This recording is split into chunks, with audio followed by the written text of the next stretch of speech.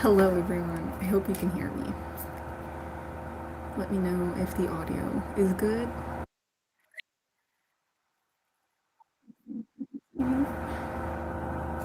Okay, I can hear myself.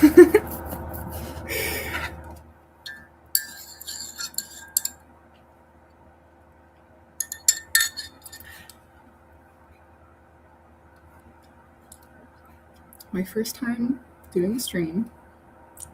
Gotta figure this out as I go. But I'm excited. A little bit nervous, but excited.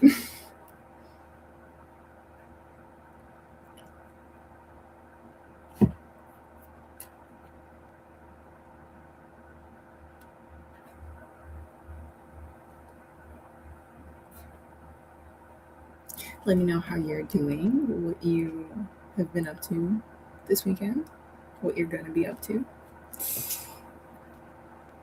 Hello. Good to hear. Good to know.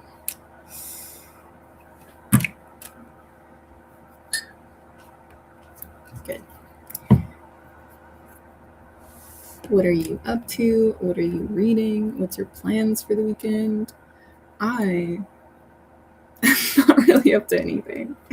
This day has gone by, this whole week, this whole year has gone by so fast. I feel like I woke up and then it's like now 6:30. Honestly, I swear to God, the only thing I did today was take a nap a couple hours after waking up. And then I had to go meet someone to talk about doing cat sitting. And then it's like the ADHD time, like the lack of time awareness. It's like if you have something scheduled for the middle of the day, it's so impossible to do anything before that happens. And it just feels like everything is just in preparation of having to do the thing. So I feel like I genuinely did nothing today.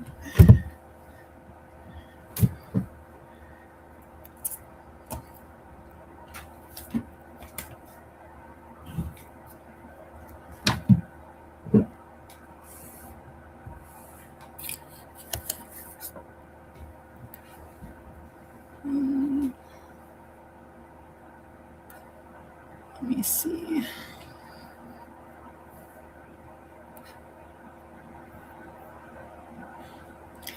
I'm gonna use a little lo-fi app that I just discovered that looks really cute, and it looks kind of like Animal Crossing.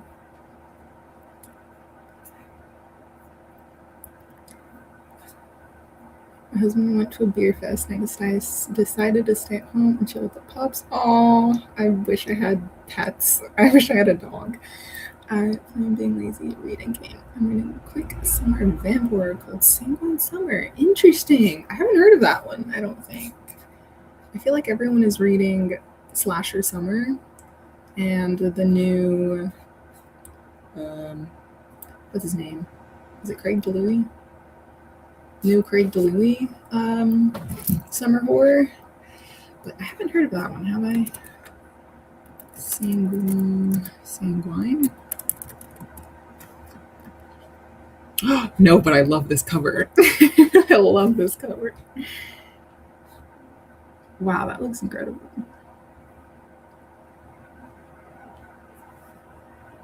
I have not been reading as much horror as I'd like to, which is kind of disappointing. The Silver Lining Motel has been a refuge for the lost and damned, but never a guest like her, a woman with mesmerizing eyes, beastly fangs, and an appetite for human blood. Her arrival is no coincidence, and her monstrous plan will soon ripple through the lives of three unsuspecting strangers. This is reminding me very specifically of Lady Gaga in American Horror Story. I love that. I never finished. I never finished it. I have tried to continue watching American Horror Story multiple times, but I always just end up back in the middle of the hotel season.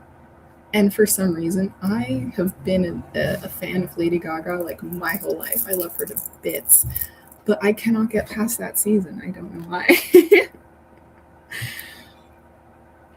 I just found on KU from the author I've read from before. We've not talked about much.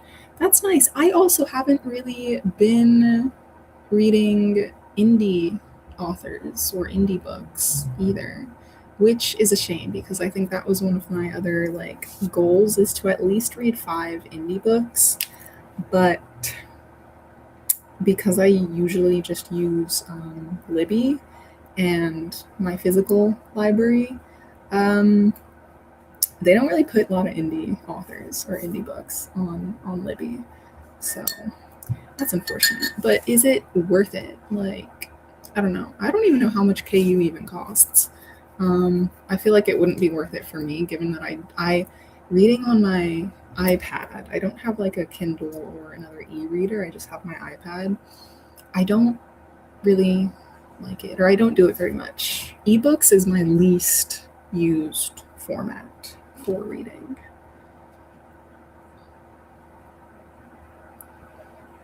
Hello. Oh, hi there.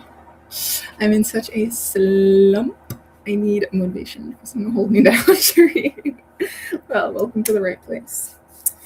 What are you reading currently or trying to read or in the middle of? I'm literally in the middle of like 5, maybe 6, maybe 10 different things right now. So I don't blame you. Yeah, I never finished it either. Yeah, unfortunate. Because apparently now there's like 10 seasons or something. I don't know. I don't know. It's too much. But I did love it. It was like prime time, like Tumblr um, era vibes. And Coven, the 3rd season, me being that bitch. That was my favorite season. About halfway through Botanical Daughter. Interesting. That one does seem cool. But that's one I have with me. I'm reading like 8+. Yeah, exactly. Same. Me too. That's cool. I just read Frankenstein last year. I feel like this is an unpopular opinion, but I did not fuck with it as much as apparently like everyone seems to love it. I don't know. Because for me, the fact that everything was just from the main character's like narration, the doctor, he was insufferable. He was literally so insufferable. I hated his perspective so much. He was just a whiny bitch, and that's just facts. And so I didn't really enjoy like reading his perspective, but I did enjoy like the philosophical conversations that were being had. Um, and I really like the themes. Um, yeah, and I really wanted to hear more, like especially even from the monsters' perspective. I just my expectations were that we would see a lot more of the mad scientist vibe, and that's my shit. Like I am a scientist. Like I wanted to see how he created the body, and because it's like how did he like rewire the brain? Because how did the monster come back fluent, absolutely fluent in English or German, I guess, just after watching a family for like a few months? Like, I just needed to know about the brain rewiring and like the mad scientist aspect. But he's like, no, I will never tell anyone my secrets because I can't let anyone recreate the wretchedness. I'm like, bro, you did that to yourself. Oh my god. I don't know if I'd recommend KU, but I love my e-reader setup. That's nice. Which e-reader are you using? Because I'd love some recommendations for things that are not like $200. um, that'd be nice. And what do you mean setup? Like, do you have like the stand and the clicky thing so that you can like read it in bed, or or what? Yeah, it's a very Frankenstein vibes. I see this having never read it. Well, I mean, do what you want. Like, I don't know if I would recommend it based off of my own enjoyment. So, I don't know if you would be interested in seeing, I guess, the source material or the inspiration for it. That's why I read it. Try a botanical garden, daughter. It's very queer, very Victorian, very messy. I like the messy, and I like the queer. That's fun. Okay, okay, yeah, I might be interested in that. Kind of the same for Frankenstein. I have it a 4, I think, for how when it was written. But every character, even the monster, was annoying. Desperately needed therapy. Exactly. Exactly.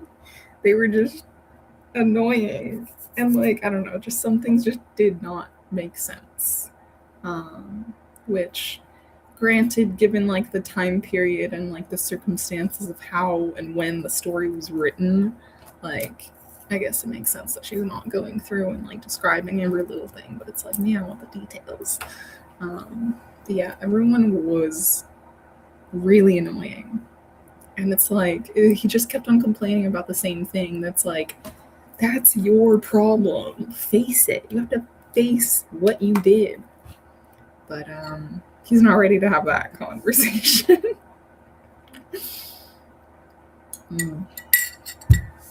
I am currently in the middle of physically Red Seas Under Red Skies by Scott Lynch, the second book in the Gentleman Bastard series. First one is The Lies of Locke Lamora. Boy, I'm having such a fun time. I'm having a fucking blast with this. I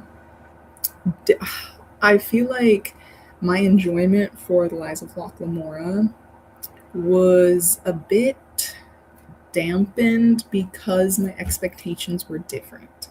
Everyone talks about it being a heist story, but it was so much more than that.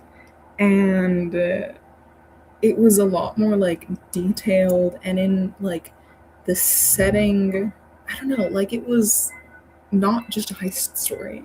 Like that's like, I don't know. I guess if you say that, I would have more expectations that it would be like Six of Crows.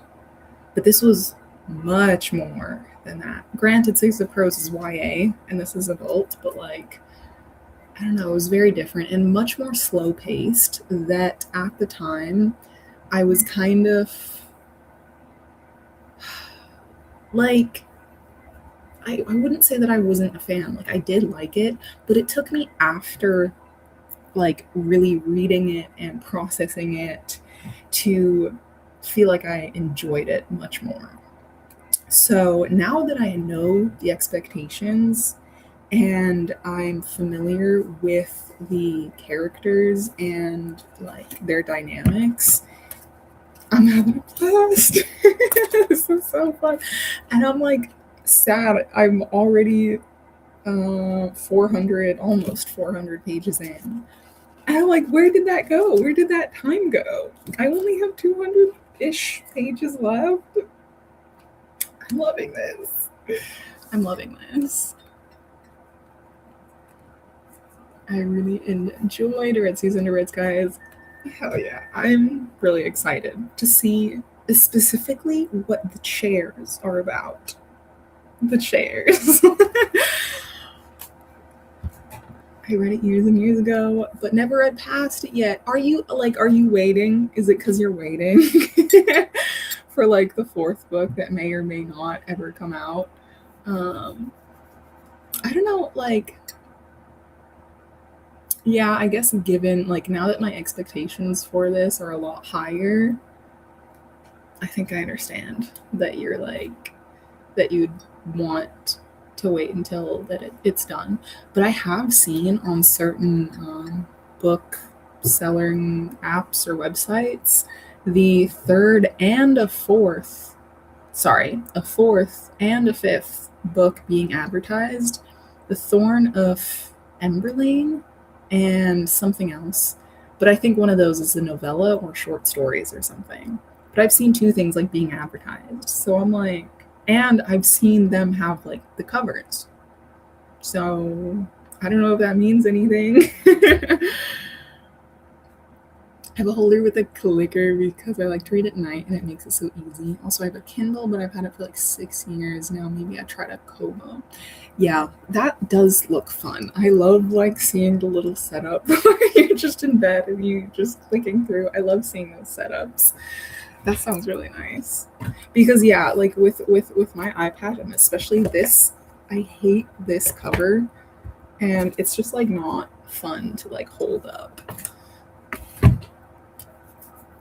But yeah, Kobos seem cool. I would be interested in getting the Kobos. I like the color ones, but those are like again almost like this is 200. I actually do have the original Kindle, but it's so old.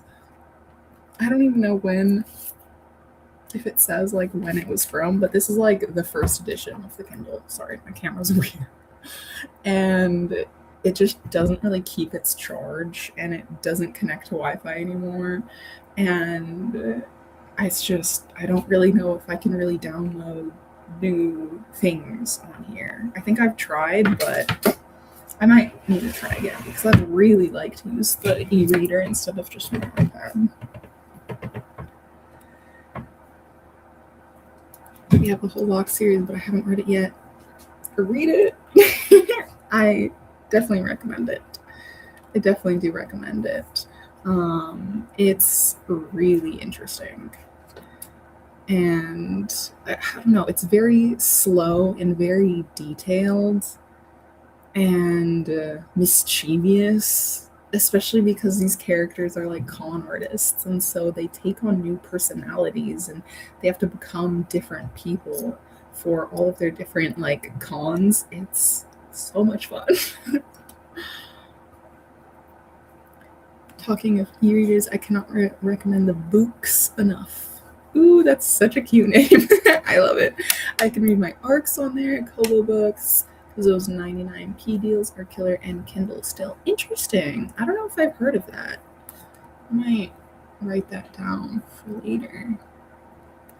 Books. E-reader. Oh shit, that's expensive. I'm unemployed, so anything is expensive to me right now. But good to know for when I get a job. I'm partly waiting for the series. Yeah. Yeah, but I mean, at least there is still like the third one. And you can always reread them. Because the way book one and I think book two ended leave it almost as a conclusion. I don't even remember how book one ended. Interesting. I would have thought that like maybe this would have ended on a cliffhanger. But I guess that can be good to know. Hello, welcome. Me mom. Sorry, my mom has the original Kindle I borrowed until I bought my books. Nice. So does her still work? Why does mine not work? I haven't heard of books. Have to look that up. But yeah, it looks really cute.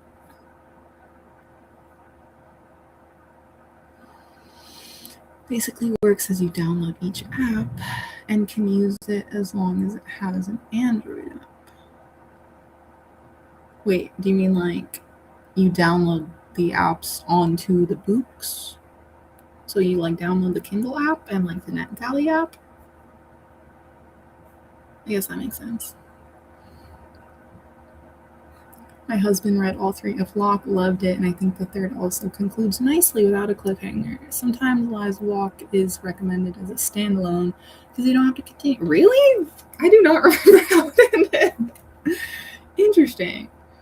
I know for sure I would say that about Mistborn. Mistborn number 1 was like, can be a one and done, and I think that he originally wrote it that way, like as a standalone, which is great.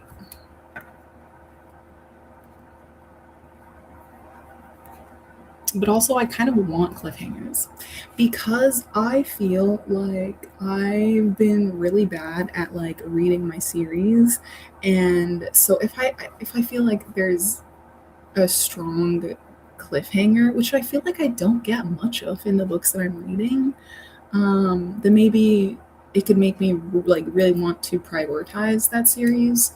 Because I don't, I feel like I used to binge series when I was younger, but I just have way too many things now that I'm reading. I just don't do that anymore. They do some older versions on eBay if you want something a bit cheaper. Interesting. I'll definitely keep that in mind for later. I paid £220 for mine with a case, but if you're unemployed, don't spend money if you can't afford it. Yeah. Yeah. I mean, my parents just sent me a little bit for my birthday, and what did I spend that on? You guessed it. Books. Books, baby. I only spent like around €55 on like 5 different books. And I have a couple other friends that I sent my wish list to. So they got me. I still hasn't arrived yet, but they got me a couple other birthday presents too. So yay! Don't take my word for it, guys. It's been so long since I read it. Yeah, well, you can always you can add it to that video you made for rereading books. Mom rarely used hers. He got it and then hardly read it. Yeah. Well, good thing that you inherited it then. Download the app like you would on your phone. Okay. It has the e-ink screen, which is that's nice. I like that. Is it in color? Is that what that means? I know what the e-ink is, but is it also in color? Yeah, I mean, I guess might as well still keep waiting for the next book by now, might as well just keep waiting. Woof. In the middle of over 100 series. I am planning on making a video about the series that I'm in the middle of, but I have maybe 50, including also like some manga and novellas and graphic novels. So I'm planning on doing a video. Oh my god, the fucking church bell is broke. I'm planning on doing a video, like kind of going over and seeing if I want to DNF certain series, or I guess what my progress is. If you want to see, this is my little series tracker on my. Sorry, it's mirrored. You can't read that unless you read backwards. I used to like train myself to read backwards in the mirror when I was a kid. Just because. Anyways, so I will go over that later. And I am going to try in a few minutes hop into the first stream. Sorry, wait, I just hopped around. I think they do a color one, but I didn't get one. I went for the Go 7B. Okay, I'll write that down. I'm so bad at finishing series. Me too. Me too. Also because I don't have space. I don't have very much space for my books. I don't really want to expose how messy my room is, but if you've seen my videos, like I only have like 4 crates of books, and then like that. Wait, that's not. that bookshelf that my boyfriend built for me. Are you kidding me? Um, and then I hide the ones that I've read under my bed. So I don't have room for a bookshelf. But if I read a book physically that I want, and if I enjoy it, I want to get all the rest of them physically as well, which is so difficult. I just love the shiny new book, and also I'm such a mood reader. I'm still trying to figure out what my if I'm more of a TBR or a mood reader, but I think I'm more of a mood reader. I don't know. Actually, I think I get way too overwhelmed. I think I get way too overwhelmed. So I think I'm a TBR mood reader. I think I'm figuring that out about myself. Especially because I like to participate in readathons and fulfill certain prompts. But I'm also noticing about myself that I feel like because I want to fulfill certain prompts, I kind of pick up mediocre books or like things that, yes, I'm interested in to fulfill that prompt, and they are still on my TBR, but they're not really priorities. And so I'm still trying to, I don't know, I guess, find my flow of how to pick the books that I'm reading. Because I honestly don't even read that much in a day, so it takes me a lot longer. I'm a slow reader. I'm just a slow reader. I love that. I use Google Sheets for mine, but I do love the idea of going in. I also have a spreadsheet. Not one for my series, actually. I mean, I do, but it's not formatted very well, and I was thinking to make another proper one. But I do have a spreadsheet for the books that I've read, and all of the information about the books that I've read. And I also started a spreadsheet for the books that I physically own. So, but I do want to make a better spreadsheet for my series. But yeah, I love doing a reading journal, even though it can be really hard for me to keep it up throughout the year, especially because I paste things in, and then don't even write the uh, the reviews. And I've kind of really been slacking on doing review videos as well. I've kind of only done a couple short form shorts for my reviews about some of my books, but guys, I know the whole point, one of the points of booktube is talking about your thoughts and your reviews about the books, but it is so tedious. It is so tedious. And sometimes I just feel like I'm just repeating myself when it comes to book reviews, and it's I don't, or I talk way too long. I talk way too long, and it's I don't know if I have anything like meaningful to say about this. I don't know. I'm still trying to figure it out because it's at this point that we're way past halfway point of the year. I don't know if it's worth it for me to do book reviews for things that I read all the way in January, because it's I don't fully remember all of my thoughts, which is why I have the book journal in the first place, that I wanted to write those things down, but I still procrastinate on that too. So I've actually set a TBR at the moment because my life is so chaotic, but also I'm doing Herkid, so I need some sort of a plan. Yeah, Herkid is crazy.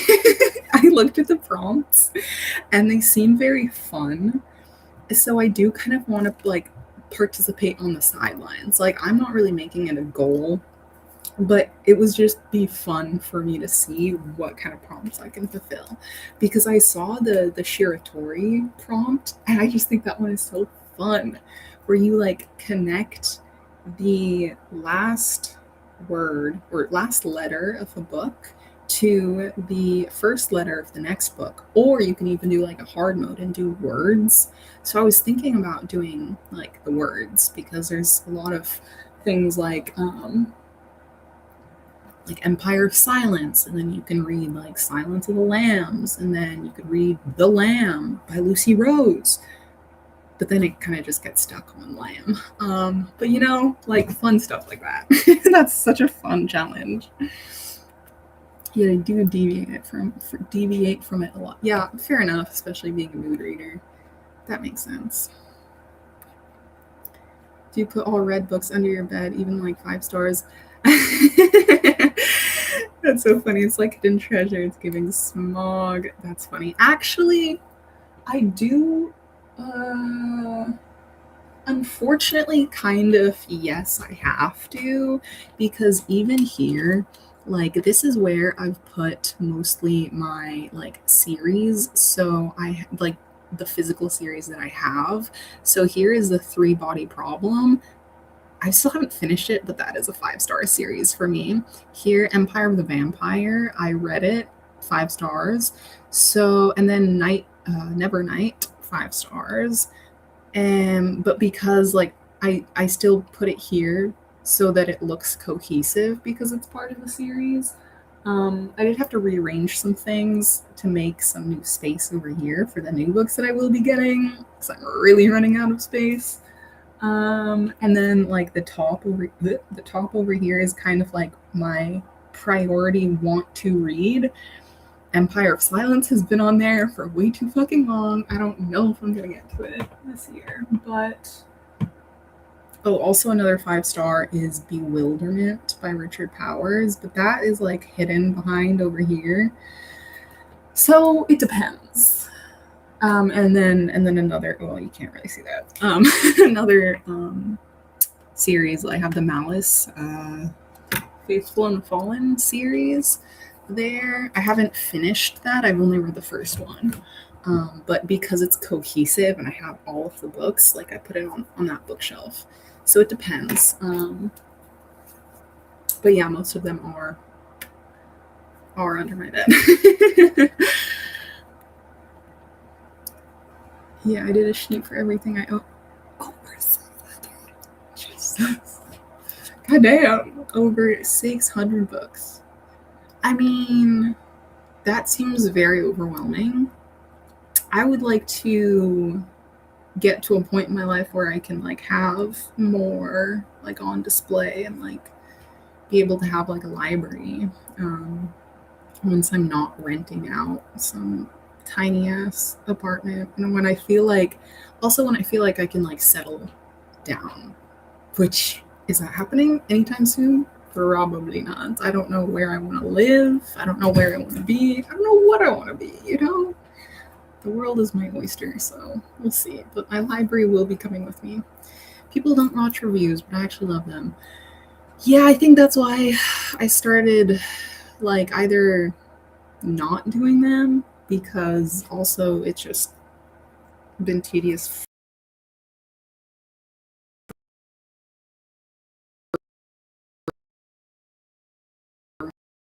me.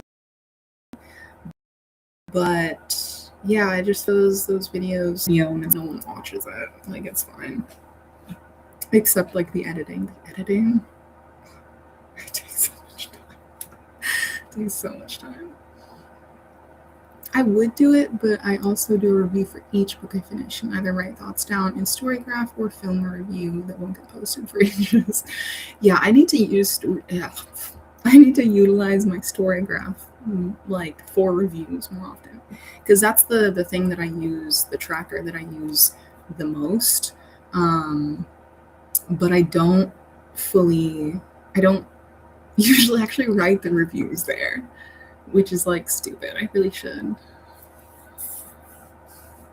Ooh, I love the last letter to first letter. It was so fun coming up with that. Yeah, exactly. Like that's such a fun reading challenge to fulfill. So I don't know. I might see like what else I could fulfill on the sidelines. Especially also like the Pokemon one. Like read a book based on Pokemon. That's so fun. I love The Faithful and the Fallen. Yeah, I've really been itching to get to the second book. I feel like it's been calling my name, and I read the first one last September, so I feel like I want to keep those. It's very much a September book series for me. I don't know if that's just my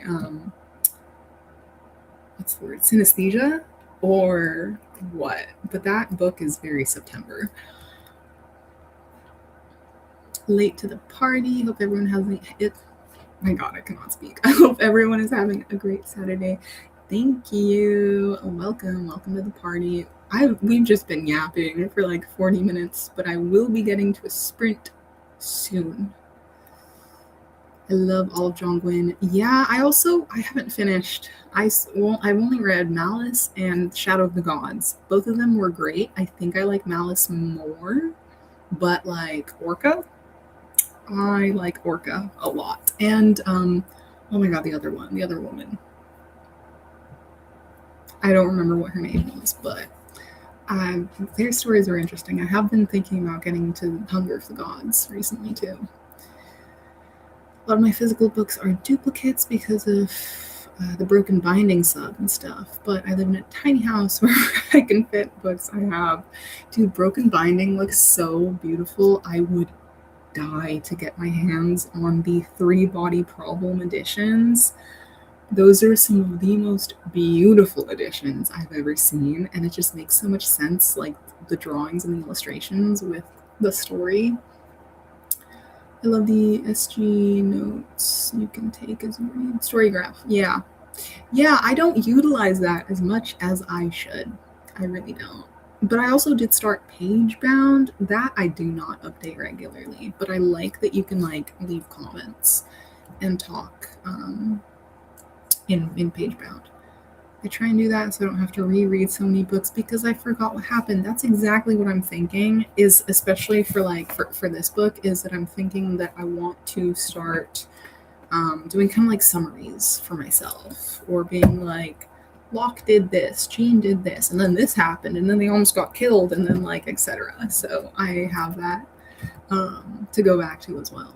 That's really useful. I need to start it. Elvar, yeah, that's her name. That's her name. She's cool. I find The Faithful and the Fallen is better as a whole, but Shadow of the Gods is better written. Interesting. Interesting. Yeah, I mean, I guess that makes sense because Malice was his debut, right? So it makes sense that they would just get better and better. Okay. Thank you so much for yapping, and this has been so much fun. Let's jump into a sprint. Okay. Screen.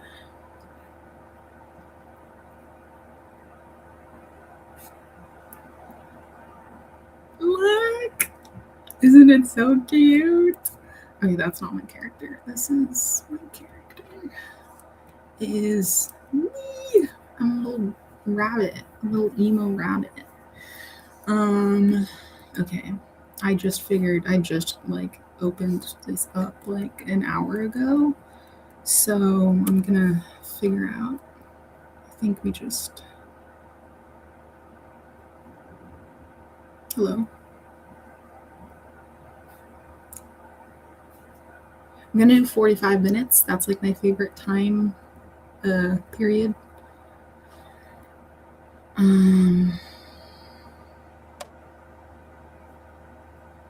Is it starting?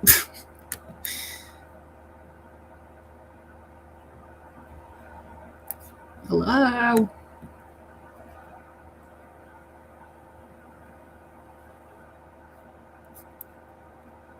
I'm gonna refresh. Again, I've never used this before, but it just looked super cute. So let's see. No, thank you.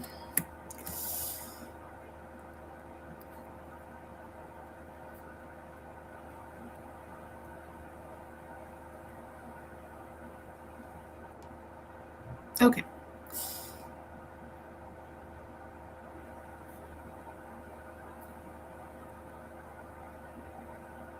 Okay. Can I move that? Okay, 45 minutes. Have fun. Bye. I don't even know what I'm going to be reading, but you know what? We'll figure it out.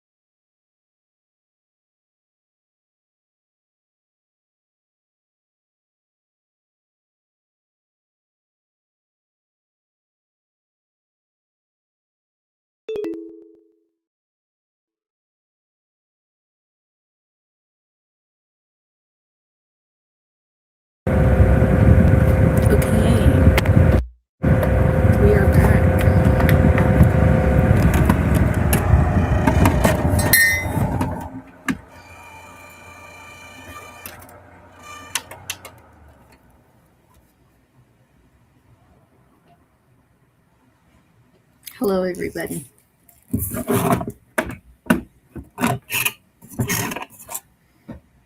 Can't see anything. Okay, I feel like I'm exposing myself here.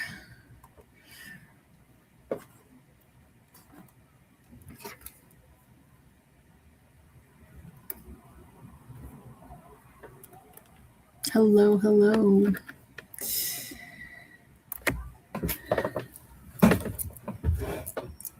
Yes, super cute. Hello. Hi, bestie. So,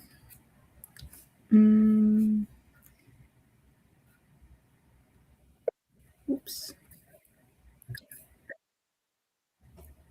1 second.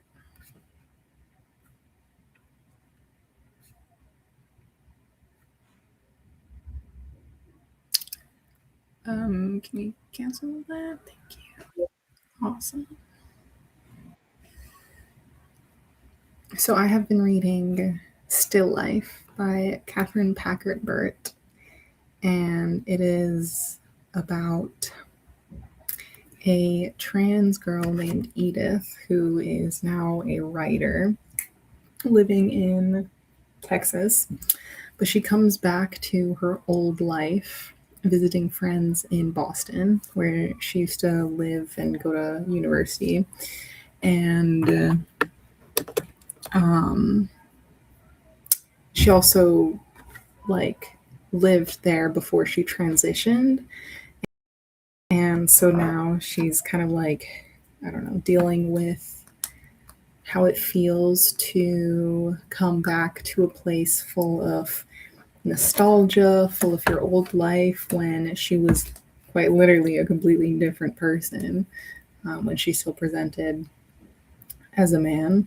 And coming back to see some friends, and one of them is an ex-girlfriend. And so she was in a group of friends with her ex-girlfriend and then another girl who I think was another trans girl, and that girl ended up dying, which is something that is in the synopsis, not a spoiler. So yeah, this is coming of age, deals with, I guess, perception, nostalgia, grief, and I'm really loving it so far. I'm really happy that I picked it up, because I feel like it's exactly the kind of thing that I need in this moment right now. I feel like it's definitely has some passages that are hitting home for me, because especially it talks about home and what exactly that might mean, and where is her home, which is quite a struggle for me if you know me at all. And if you don't know me, I don't know where to call home. So that's been a struggle for me all my life. So reading other stories that deal with that topic as well. Oh, it hits hard. It hits hard. Hello, Rachel. Happy first sprints. It's my kid's birthday. I can't stick around. I had a break, so I want to say hi. Hope you stream again. Me too. Honestly, I do hope I stream again. I think this has been fun so far, and I'm glad that I got the hang of it with this software, I guess. And then I replied that, yay, happy birthday. Thanks for saying hi. Blah, blah, blah. I got a little over 30 pages read. Good job. I think I read 10 pages. Nice. To be fair, I did go to the kitchen and I got a snack, which was a pickle. And I got distracted. There was I live right across from basically a soup kitchen, where they give dinners every night at 7:30, and I got distracted because someone was yelling. There was some fight going on, and I'm like, what is this drama? That happens relatively often, unfortunately. Oh, but it's nice and windy now. Um, so what were you reading? Were you reading Botanical Daughter?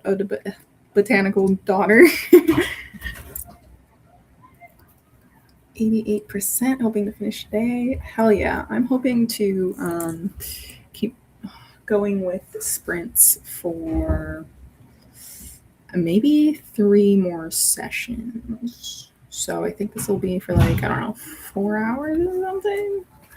So we'll see. I think within the next sprint, I'd like to probably make something to eat.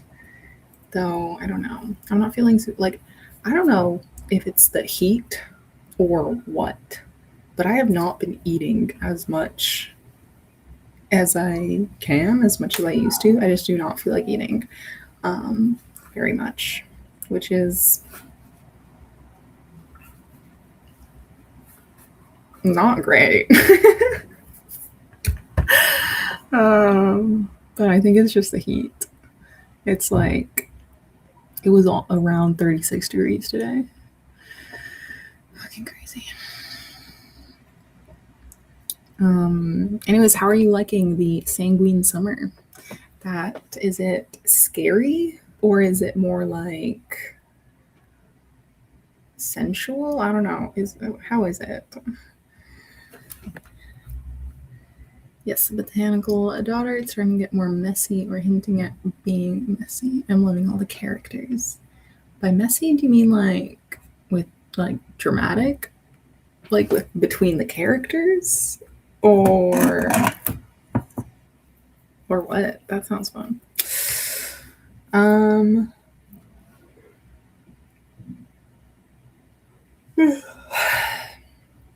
yeah, I think I only read like around like 10 pages. Um I don't know if that's like accurate the way that it's listed on Libby, but like around 10 pages. And I don't know, I'm really loving the writing so far. It makes me feel like I wish I could write. I haven't really tried. I used to when I was a kid. Um, not really. Like I only remember I wrote a story when I was a kid that was mostly based off of a idea that my sister gave me. But I just went ahead and like, wrote it when she didn't. About like a family where like the dad goes off to war and then the daughter is like waiting for her dad to come back or something. I don't really remember, but I think about writing, but I don't feel like I know how to do it.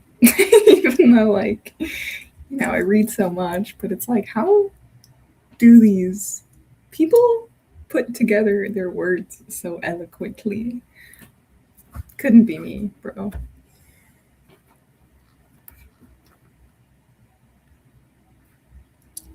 It's more thriller than horror for me. It's fast paced though, so I don't hate it, but it will probably be a 3-ish star.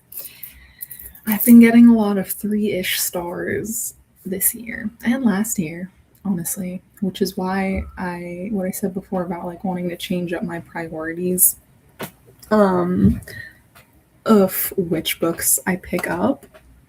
I just feel like the books that I want to prioritize are much longer and more like physical books. So it just feels like it'll take such a long time for me to get through them. And I know that shouldn't stop me, but for whatever reason, it does. Um, but I'm glad that it's like it's fast paced. Sometimes you really need that something that I don't know is like fun and thrilling to get through. I don't really read much thrillers, so I don't really know. But a season like characters and drama. I don't want to explain without spoilers. Gotcha. Well, that's good. That's fun. I hope you're having fun with it. But also, as a writer, just do it. You're a writer? Did I know that? I don't think I knew that. That's fun.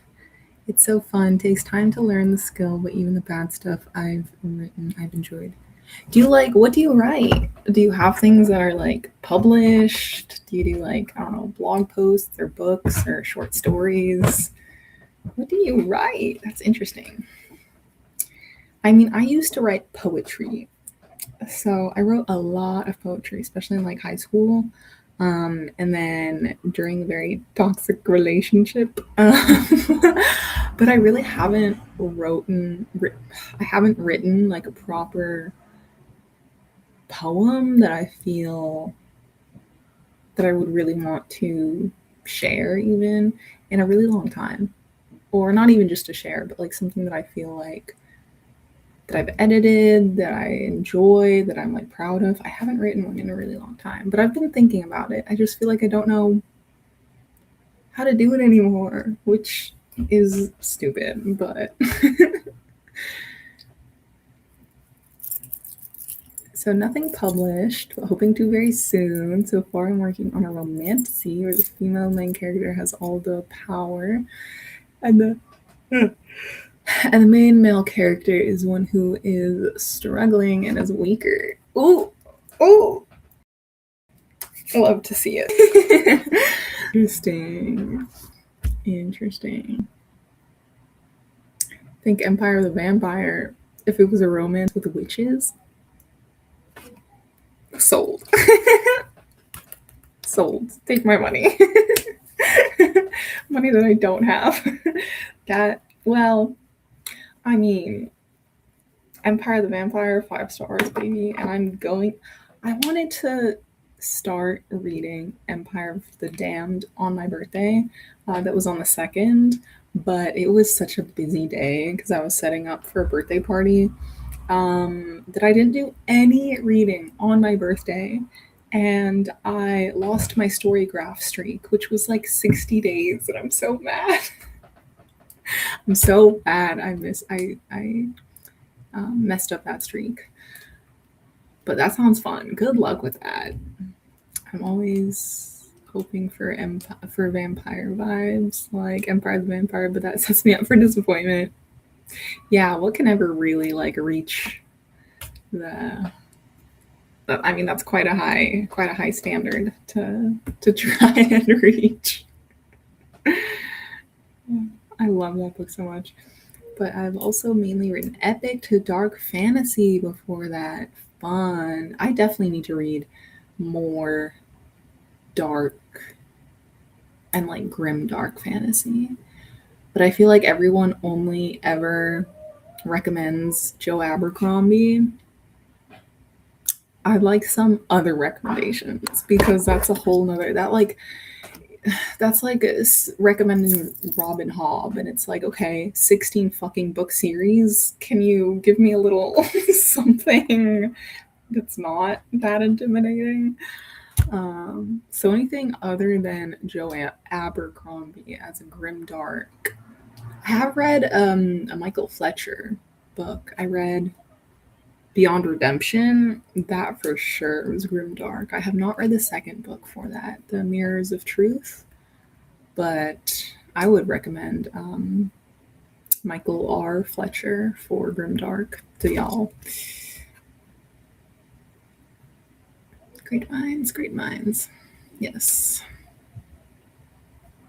Empire of the Damned is so good. I'm so excited. My dad read it. I put my dad on Jay Kristoff and told him to read Nevernight. And then I think he ended up reading Empire of the Vampire first. Then I'm pretty sure he read Nevernight, but I don't really remember talking to him much about that. And then I read Empire of the Vampire, and then I read God's Grave. And I've been telling him to read God's Grave, and he's been telling me to read Empire of the Damned. So we wanted to kind of sync up our schedules in a way where we could both read Empire of the Dawn at the same time. But he doesn't read as much as me. He's actually my dad is reading. He just finished oh my god, the writer who wrote Semlin Ascends with the cake. Hexologists. My dad just finished Hexologists, and I didn't even put him on that. He picked that up himself. He had a good time with that. And he's also reading A Day of Fallen Night by Samantha Shannon. I would not have imagined that he would pick that up, but like, we love that. Gay rights. Let's go. Empire of the Vampire was excellent. The whole trilogy was some of the best vampire storytelling that has come out in a long time. I'm so excited to keep going with it. It's so anticipated that I'm still hoping to maybe start it this month. It just takes me last year when I read the first one, I started the August 2nd, and then I finished it, I think, in November. So I'm hoping to pick up the pace a little bit more than that for Empire of the Damned. Abercrombie is good if you like satire and humor, but that doesn't always work for people. But if you want grimdark, Anna Smith Spark is where to go. Interesting. Yeah, I've heard of her. That's like with the Court of Broken Knives or something. I hear good things about her as a writer. I do have a copy of The Devils, though, that I was interested in, but that's back in America. So I'm hoping that my dad can read that, though. That definitely seems like something that he would enjoy. But interesting. Do you have like a starter, I guess, recommendation for a book for Anna Smith Spark?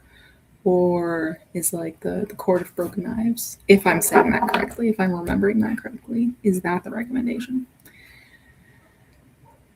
Also, Robin Hobb is queen and I'll die on that hill. Unfortunately, I don't think I'll ever read her books. I'm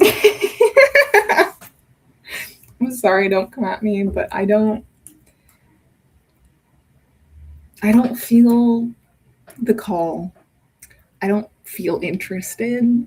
It just feels more intimidating. Not even intimidating. It just seems like too much. And it's just like it's never really appealed. Her stories have never really appealed to me. So, hot take. Sorry about that. But I'm glad you enjoy her. How do you define dark fantasy? From a nonfiction reader still learning all genres. Everyone say hi to my best friend. This is my best friend. Hi.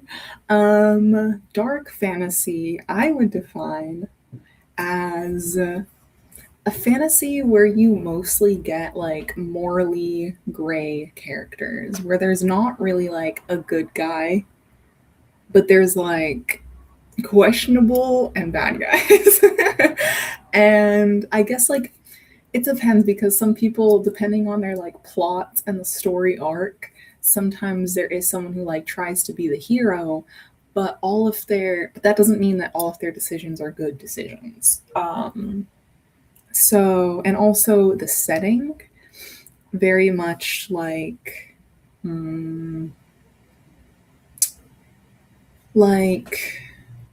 atmospheric, maybe like even physically like dark with the weather. Like Empire of the Vampire would be dark fantasy, and the way that the atmosphere is described there is it's snowing, it's constantly it's like England, really. It's very rainy or cloudy, and it just like gives that, it adds to the atmosphere and it adds to the plot. I would say that definitely, like, the atmosphere and the setting really have a big impact on dark fantasy, but also mostly in terms of like the plot. Maybe it deals with like forbidden powers or forbidden magic or stuff like that. Let's see. I don't know what other recommendations. Oh, another series I absolutely am loving, the Prince of Nothing series by R. Scott Baker. I'd say that is dark fantasy because it mostly deals with war, and it mostly deals with looking at the perspectives of a holy war, and nothing. There's no good perspectives. There's zero good perspectives. So yes, like yes is 16 books, but it's split into 5 series. 5 series is still 5 different series. So much. Oh goodness. I never finished the last book of Nevernight because it went into a direction I didn't like, and I don't know if I want to now. Interesting. I haven't finished the last book either yet. I actually just read God's Grave in May, I think. So I haven't yet gotten to Dark Dawn. But what direction did you not like? Interesting. Interesting. If you already started God's Grave and it was like a DNF, don't tell me. But if you made that opinion based off of the end of God's Grave, I'm curious what you didn't like.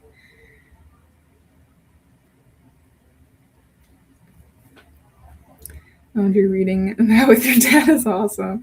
Yeah. Yeah, I think it'll be interesting. And I've tried to get us to like read different, like the same books before. He just says that he doesn't have time, even though he does. He just doesn't make the time for it. Hello, Sarah. Welcome, welcome. The Nevernight trilogy is not perfect to everyone, but it is to me. Yes. Yes. I think Kristoff is my favorite author. Dude, me too. Me fucking too. I've started every single one of his series. Oh, actually, except I have Illuminae, the Illuminae files, but I haven't started that. And his first series, the Lifelike series, I haven't started that. But other than that, I've started the Lotus Wars and Aurora Rising, and is that it? No. Is that it? The other one. Yeah. Anyways, I love him. I can't wait for the new series he's working on. But I really need to read his older stuff. I really like the Lotus War trilogy. I've only read the first one, but I liked it. It was really interesting. It was very steampunk, very like literally a dark atmosphere because they're really scarce on their resources. But there's a talking griffin. I think it was a griffin. It was adventurous. I really liked the characters. So the only book I've actually read is Court of Broken Knives. My friend Faye adores her, and I can see why. Interesting. Okay, good to know. Good to know. Yeah, that's definitely come up on my radar before. If it helps, I read the whole thing backwards. Really?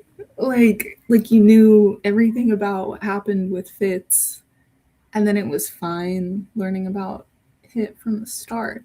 Interesting. I feel like that would just feel like such a spoiler. But I guess it makes sense. It's like it's as if you were reading just prequels. Deals with a lot of character work and it's such a comfort read as I saw through the books. Yeah. I hear that a lot. I don't know if I'll ever get there, but I'm really glad that people have their comfort reads. I'm happy to hear that for you. I don't know what I would say is my comfort read if I have that, especially given that I've only just reread a book once for the first time and getting in the night. Incredible. So maybe that's a comfort for sure. I love that series. I love that book. I'm still in the middle of the first book of Nevernight. I struggled a lot with the prose. Huh. I struggled a lot with the rough prose, but I enjoyed the story part. Interesting. I loved. Do you like the footnotes?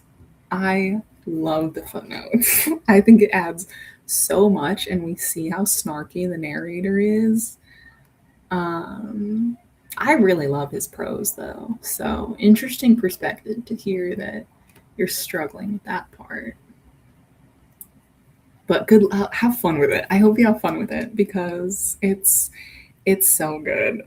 And today I saw a video on Instagram of someone who was talking about like messy characters and relations, and Nevernight was listed as one of her books, but she went and she spoiled the entire thing. And I'm like, dude, this can't, like, this isn't a recommendation if you're just telling everyone, like, what the story is about.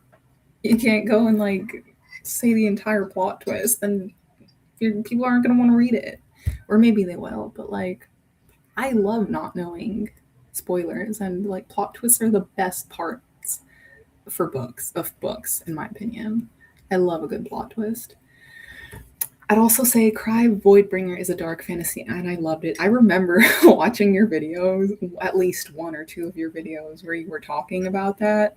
I think I watched like a vlog when you were like actively crying.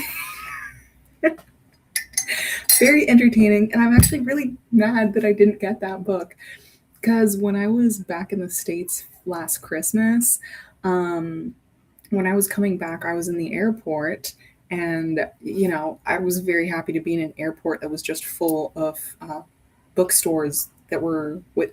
Oh my god, I cannot speak. I was happy to be in a bookstore with all English books. I really miss out on that here.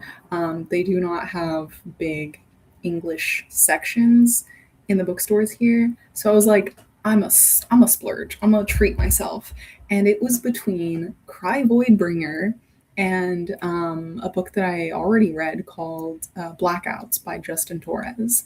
I was really excited about that one because it was also queer, but it was more literary fiction, and it has a lot of mixed media. So it has a lot of photos and letters, and I ended up buying that one. But I really wanted Cry Voidbringer as well. It was such a tough decision for me to make, but that I definitely want to read that one too.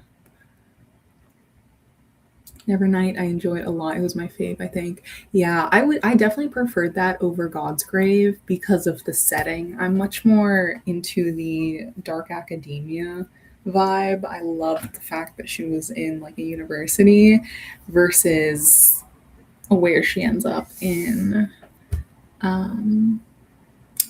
God's Grave. So I won't spoil it for who is reading it right now, even though it's clear from the cover. But anyways, I can't believe I forgot to mention Sons of Darkness by Gaurav Mohanty for dark fantasy. It has a rough start, but it's so good. See, I've only ever seen that on people's TBRs, but I've never heard people like actually talking about it. Like, I don't know what it's about or what people's reviews are about it, because I genuinely only see people like saying that it's on their TBRs, but I guess I've heard some good things about it, but I don't really remember. I don't know what exactly it's even about.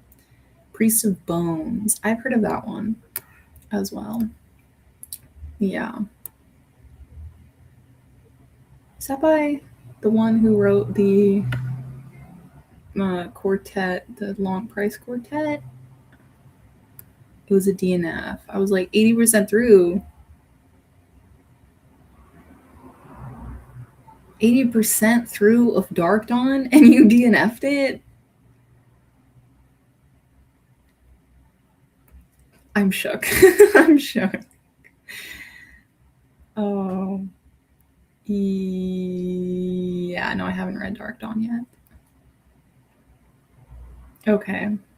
I will come back to you when I do read that. When I was living in Belgium, we built a whole Ireland trip around seeing Kristoff when Damned came out. That's incredible. Did you get did you get your book signed? Oh my god, that's so cool. Living in Belgium. I love Belgium. I went on a trip a couple summers, when I turned 18. Holy shit, that was so long ago. For my birthday, for my 18th birthday, I think, we went to Belgium. And it was incredible. I loved it there. That does not seem like it was that long ago. But it was. Holy shit. How did 7 years pass by? Oh my god. That sounds incredible, though. I'm so glad you got that experience. Don't feel bad. I've never read any hobby either. Not sure when I will ever fit it into the TBR. Yeah, no, I don't feel bad. I don't feel bad. I'm glad other people are drawn to that and other people enjoy it. I just don't feel the draw towards it. But I'm glad that like she's a legend and she gets the hype that she deserves, I guess.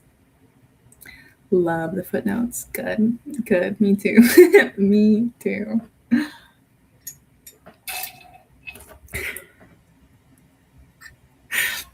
I have a picture of me sobbing over that book. Yeah. Yeah, no doubt. Oh, I'm always crying on the internet somewhere over a book. Yeah, and it be like that. It really do be like that.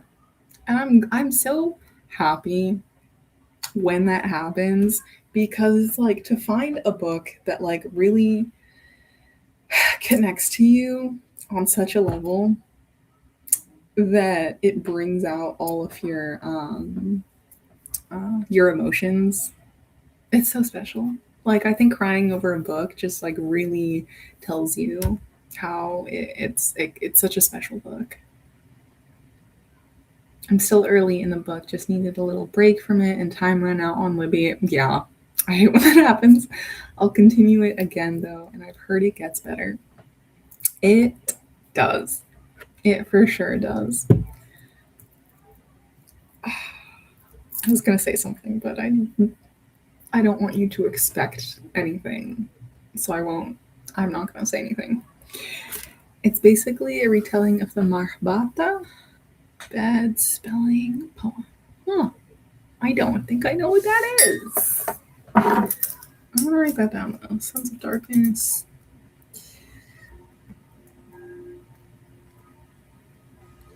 Mahbata poem. An epic poem, I'm guessing? For Nevernight and Empire of the Vampire, I immersive read with the audio and I highly recommend. Interesting. But is the narrator British? Or what accent? Because no offense, Mayor, and all British people. I'm not a fan of the accent. It's not my favorite accent, and I'm really sorry. I don't mean to hurt your feelings. I don't mean that in any bad way at all. But I don't know. I would prefer I don't know. I feel like sometimes I get particular when it comes to audiobook narrators. I did enjoy Moira Quirk though. I will give you that. Like I do I will still listen to oh my god, those bells are so loud.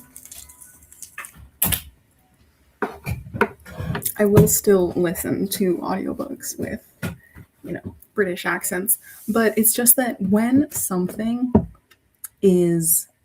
story is set in a place where it's I don't know, where it's like not specifically like in the UK and then like the default is always to have like a British actor just to make it seem I don't know, like fancy or something. That cracks me up. It's really good. I ended up being friends with the author from reading it when he sent it to me. That's so fun. See, I want to get to that level of like being friends with the authors and getting the PR sent to me. Oh, that's so cool.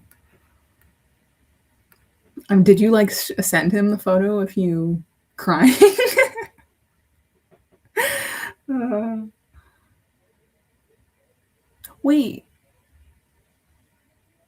wait, are you talking about Cry Voidbringer? Because isn't the author a woman? Or am I not remembering that correctly?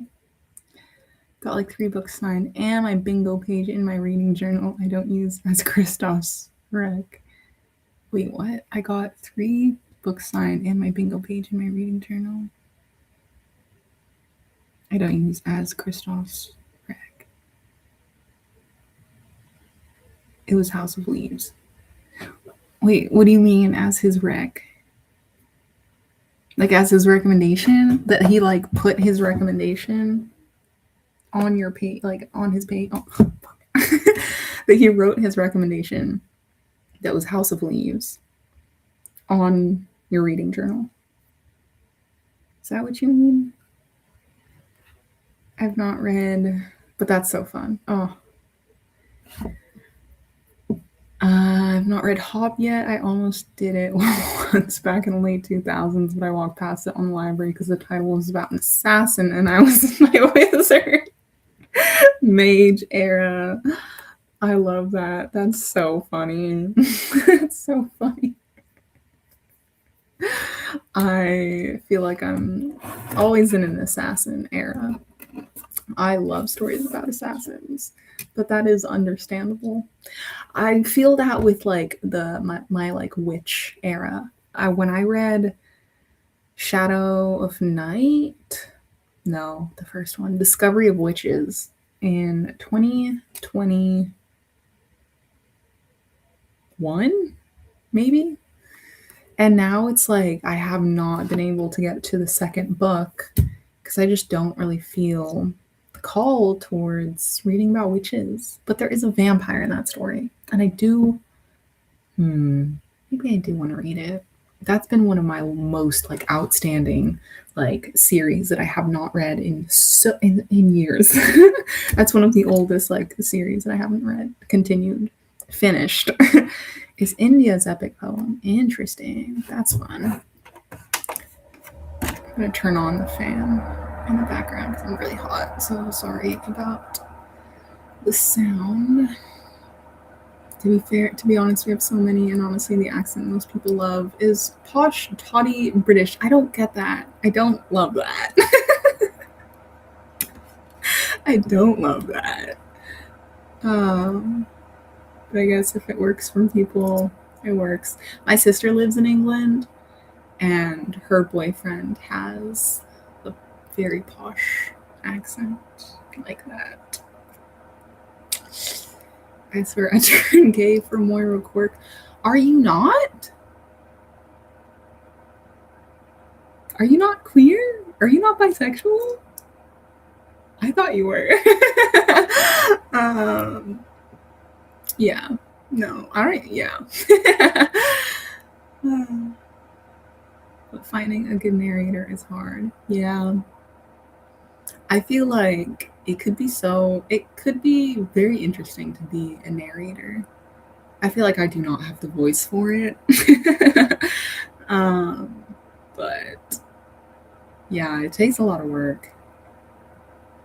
If you want something short from Hob, you can try her earlier books. She has earlier books. I didn't know she had anything other than The Realm of the Elderlings. Megan Lake. Oh, as an Elias.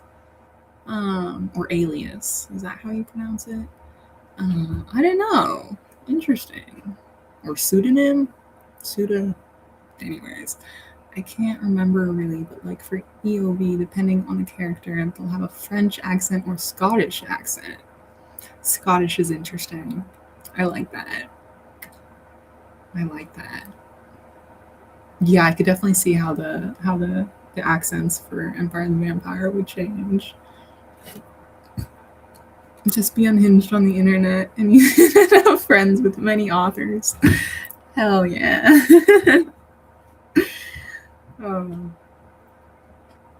Oh, Sons of Darkness. Okay, cool. Fun. I specifically had a square that was his rec and he fun. That's so cute. That's so cute. I love that. Did you read it? Have you read House of Leaves? Because that's another one that's definitely on my TBR. But I want to get a physical copy of that for sure. What's the best witch books to read? I did really like A Discovery of Witches. That was really good, and it did get pretty dark at the end. It got like I was on the edge of my seat. Um, I remember having a really good time with that book. I haven't gotten to the second one because I guess it deals with a different time period, and I don't know, things kind of got confusing at the end. But I would say that I recommend that. There is also apparently a TV show. I haven't watched it yet, but I think I'm interested. I just don't like the actor portrayal that they chose as the love interest.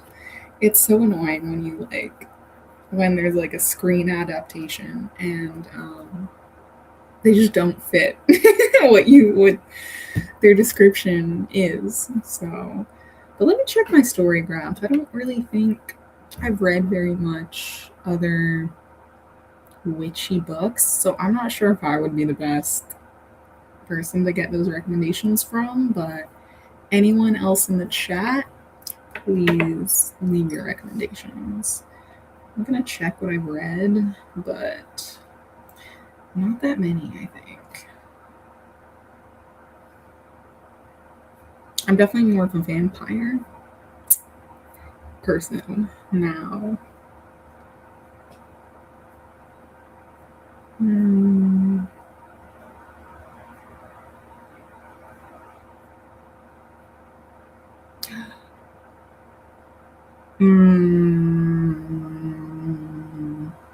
This isn't witches, but if you want folklore inspired story that is a horror, Knock Knock Open Wide by Neil Sharpson was one of my favorite books of last year. It was so good. Definitely not a witch book, but a very interesting folklore horror that I would definitely recommend. Mm.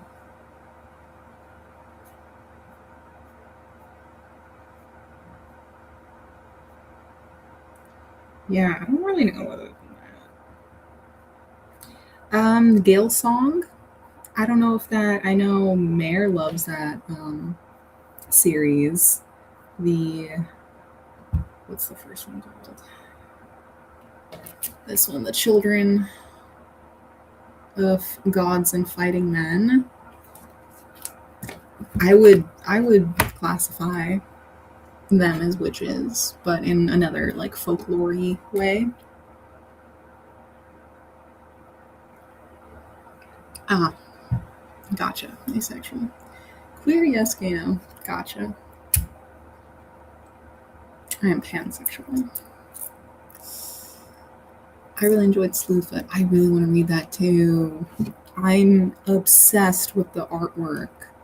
I really want to read Brahms books. Lucy Jane Wood books. So amazing. Cozy, witchy books. Nice. Nice. I don't know if I'm much of a cozy book person. I would like to read Legends and Lattes eventually, but in general, I really don't feel drawn towards cozy books. But good recommendation for anyone who is. Both her author names are Penny. Really? So you don't know what her real name is? Or interesting. I mean, that's cool. Again, own HOL, but it's a commitment. House of Leaves. Own House of Leaves, but it's a commitment. Husband read it and gotta do crazy things sometimes, like read in front of a mirror or spin the book around and around because it's written in spirals. I love that. Again, I used to read, try and just like read things in front of the mirror just to like test my cognitive abilities, I guess. So I love a little quest, a little side quest when you're reading a book. That's so fun. Where the Dark Stands Still is also good. I don't know if I've heard of that one.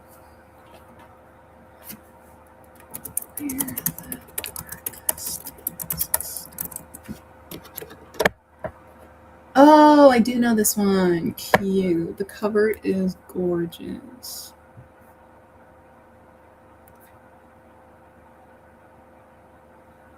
Interesting.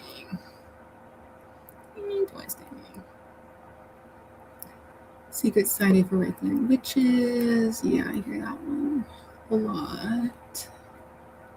Not my cup of tea personally. Freya Marsk series, A Marvelous Light Has Magicians. So kind of. I've heard of that one. That one has been on my TBR as well. Because of the time period, it seems like a fun little magical Bridgerton type. Everything within that time period is now, to me personally, being compared to Bridgerton. So, got knock knock from Libby this week. Enjoy. I hope you enjoy. I listened to it's great on audio because of the authentic Irish accents, because I think it's the same narrator as the one who narrated the Gale Song saga by Shauna Lawless. So great narrator for the accent. And I literally listened to 50% of it in one day while I was working on my reading journal. So good. Oh, that has Irish folklore. It kind of has witches, but more druids. Yeah. Well, yeah, I would say, I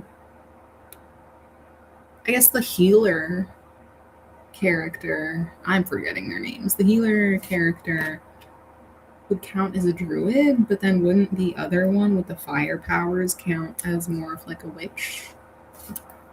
Gormla and Fola. Gormla, I would say, is more of a witchy. Or would you count her as a druid? Because I feel like Gormla is the witch, and then Fola is the druid. Which is so fun. I just started, in March, I started a new D&D campaign with some friends. We took a long break. Actually, we only did a one shot. So we played D&D for 7 hours one day just to test out our characters, because there were some people that had never played D&D before. And so we were testing out, I guess, how we play together, how to play. I've played before as a tiefling, but this time I swore that I would make my next character a druid. Because at least from what I could tell about the lore of druids is that they can be shapeshifters, but I think that that's a specific power that you have to unlock when it comes to D&D or whatever. But I think or at least just the fact that you have healing powers and powers related to nature, I love that. And I think that speaks to my soul as someone who is non-binary. Being a shapeshifter just sounds awesome. I want to be a shapeshifter.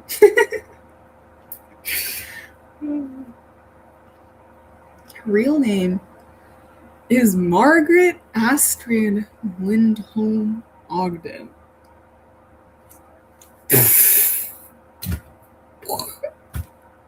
Fun fact. I did not know that. I did not expect that. Wow. Beautiful. That's beautiful. The first horse I've ever rode was named Astrid.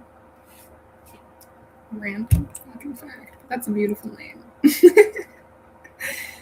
Gormla is more witchy and Fola is druid, so it kind of fits. Just not if you want to go for the full witchy vibes. Yes, but for sure, folklore vibes. I definitely, I think, appreciate that more than like the cozy vibes. But I still haven't even finished that one. I know you love that story, but I haven't finished the Gale song yet. I like The Year of the Witching by Alexis Henderson, but I don't know if the second is coming. Second? Is this supposed to be a series? And I recall it being somewhat of a cliffhanger. Really? That came out so long ago. I did not expect that that would be a series. Interesting. That has also been on my TBR. I am. You are. You are. Forget what you are. Oh, okay. I think about Knock Knock Pokemon. That you're having fun. Been fun, y'all. Have a great weekend, everybody. Bye. Thank you for joining. I've only done one sprint session. How about we get into another sprint session and then I can make some food? I feel like that's going to take up all my time. I want to make some noodles. I have a pack of, what is the brand? I have a pack of ramen. It sounds like such a broke ass student, but they're so good and I've been craving this specific type of ramen all week. I can't believe I forgot about The Year of the Witching. I love that book, but I don't know about the whole second book. Yeah, that's interesting. I had no idea about there being a second book, but it does sound something that I do really want to read that. I've played D&D, but not tabletop RPG, only role-played on Neverwinter Night One multiplayer servers in the past. Interesting. I don't know what that is, but Neverwinter, is that like its own, I guess, universe? Because I know, there's a billion types of multiplayer RPGs. Like my dad is playing Starfinder or Pathfinder. Um, so I suppose, but I guess it's like a different universe. Yeah, we didn't.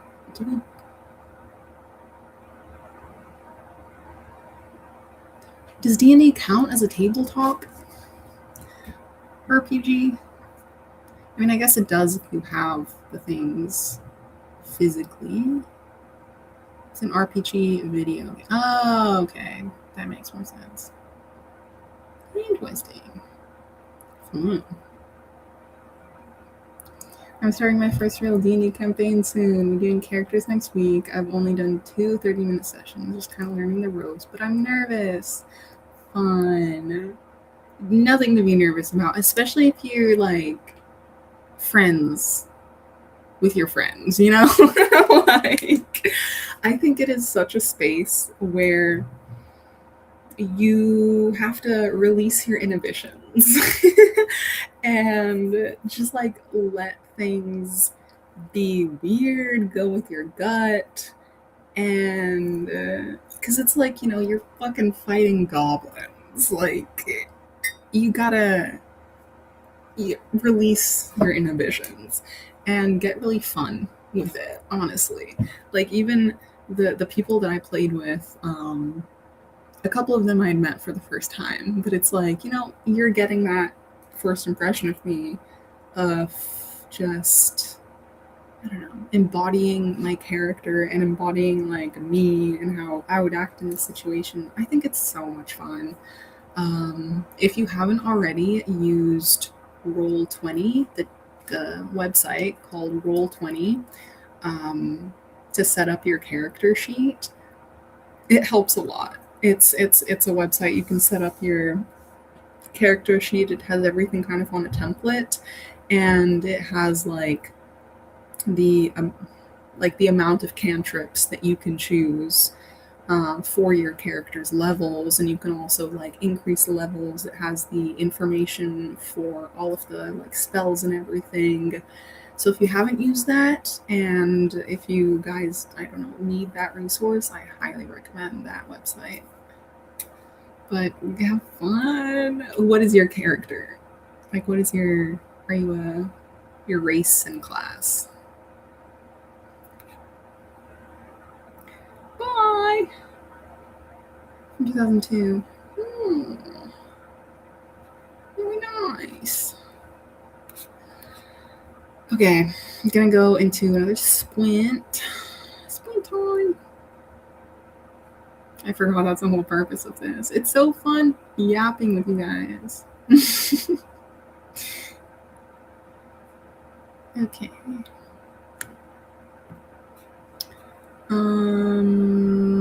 Let's do another 45. Oh, nope. Hold on. Awesome. Tiefling Rogue. Hell yeah. Tieflings are just really cool.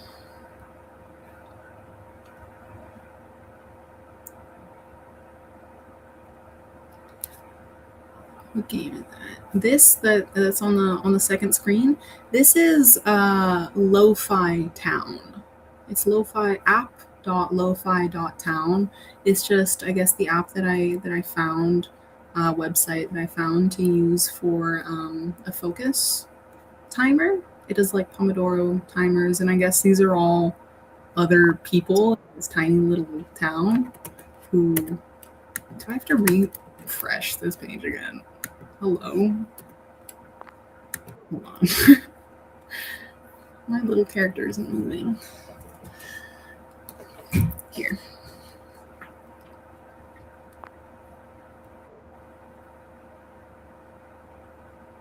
Whoa. There's a lot of people. So you could just like move around your character and it has to like sit down at one of these like study spots, I guess, for the timer to work, apparently. And I didn't sit there for like the majority of the last timer, so I didn't get the rewards. Oh my god, this is so cute. I only just found this today, like an hour before streaming started, so I've not explored this, but it's so cute. Okay, I think I have to sit down in order to start focus. It's absolutely sick. I've never known. I know. I just literally, it was like one of the first things that came up when I typed in lo-fi timer or whatever. Okay, 45 minutes. Okay, I'm gonna start that in a second. I think I might continue with reading Still Life by Catherine Packard Burt. I think that's what I'm feeling. I think I'll just continue with that. Here on the screen is just a little QR code for my Ko-Fi page. It's just a tiny little page, kind of like Patreon. I'm still figuring it out and I want to upload more things there. But it's just like, if you want to help out the channel, help me out, buy me a little coffee. And I am posting my art on there. I've only posted one thing on there so far, but I am making it, I'm very determined to continue working on my art, especially this month. I'm going to be working on my art a lot more and hopefully posting it on there as like little downloads, maybe like screen like wallpapers or just like prints. And yeah, hopefully just sharing my art a lot more. So if you want to support that, that'd be amazing. So let's go into, why does it, let's go into the next sprint. I'll see you in 45 minutes. Have fun!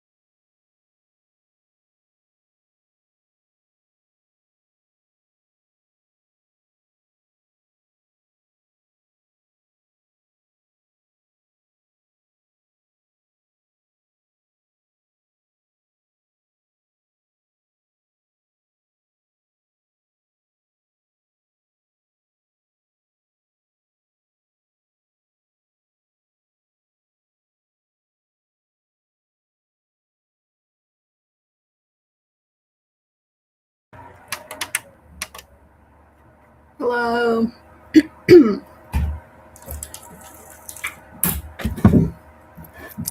Hello. I increased the sprint by like another 5 or 7 minutes so that I could eat my dinner. I made some ramen. Super yummy. But I fear it is disappearing too quickly. um, and I did absolutely no reading in that sprint. It took me like quite some time. A little bit of time to cook, and I was watching a Cody Ko video. And then I started watching an episode of Soul Eater. That's one of the animes that I'm through. Because I have the same problem with book series as I do with well, as I do with TV series.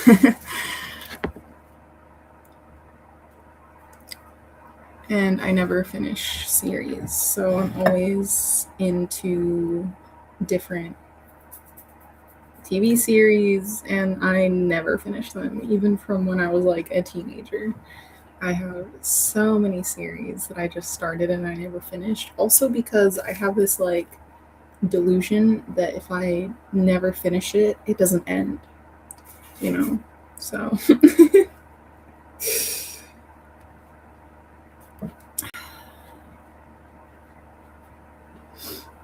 Sorry disappeared to let the dog out and play with him as he demanded it. Do not be sorry for that. Play with your little furry friends. I, again, wish I had a dog. I have a tarantula, and I can't really play with or pet my tarantula.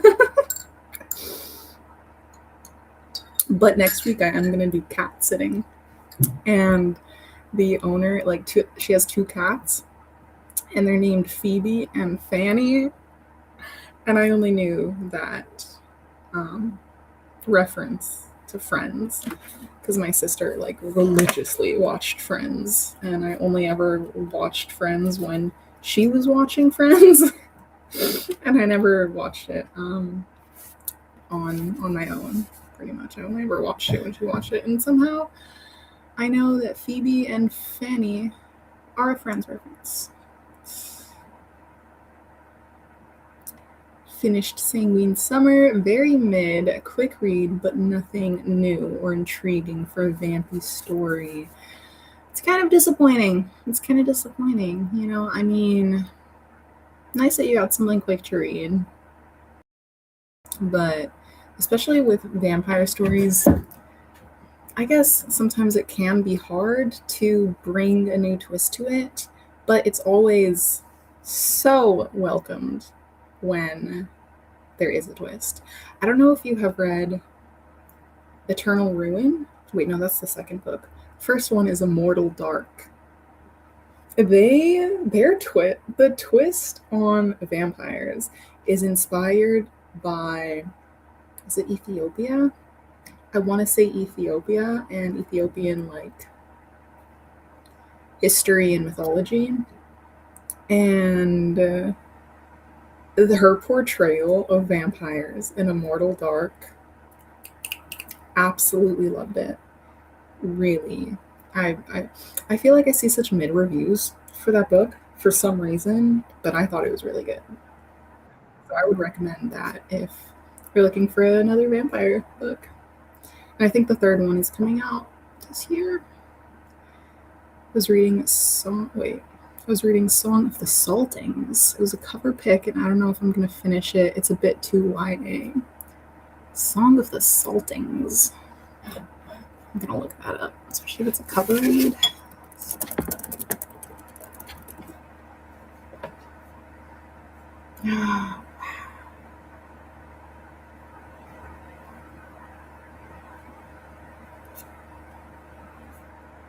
I'm gonna share my screen with y'all. Wait, no.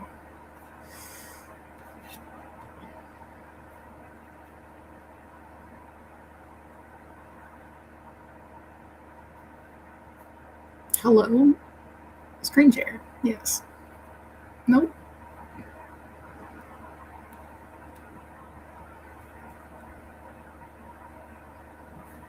Okay.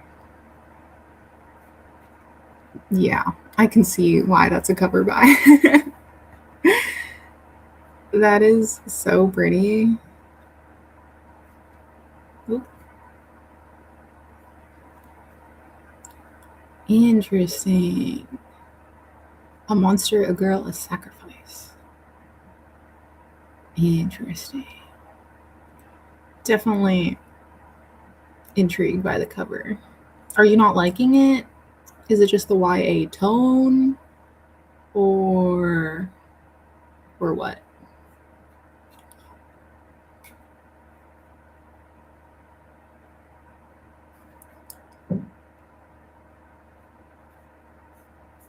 Oh my goodness, the chat went all the way back. Um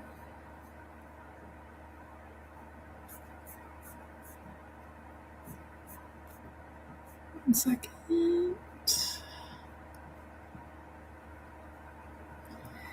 Okay. The dog isn't mine because I house it for a living. That's kind of nice. That's nice. I was cat sitting last week or a couple weeks ago, and they let me stay over at their house, and it was nice. It was like, oh, this is what it feels like to live alone. I have 2 roommates, but like I really, well, not room, but like flatmates, and I really wish I lived alone, and it was a really nice apartment. So, I mean, that's nice. To just hang around with dogs and get paid for it, I need that job. What did you end up naming my tarantula? Basically, Wednesday. The family that I teach English for, they recommended that. But in Italian, it's mercoledì. So, yeah, Wednesday or mercoledì.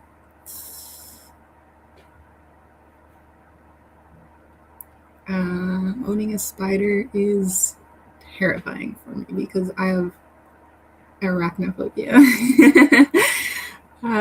Yeah.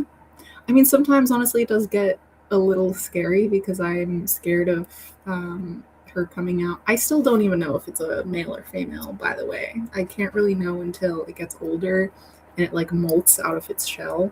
And then there's like a specific area within the reproductive area that will tell me. But females can live like very long times and males live for a few years. So I'm low key hoping it's a male, or I might sell it event like if I move, maybe. I don't know, we'll see.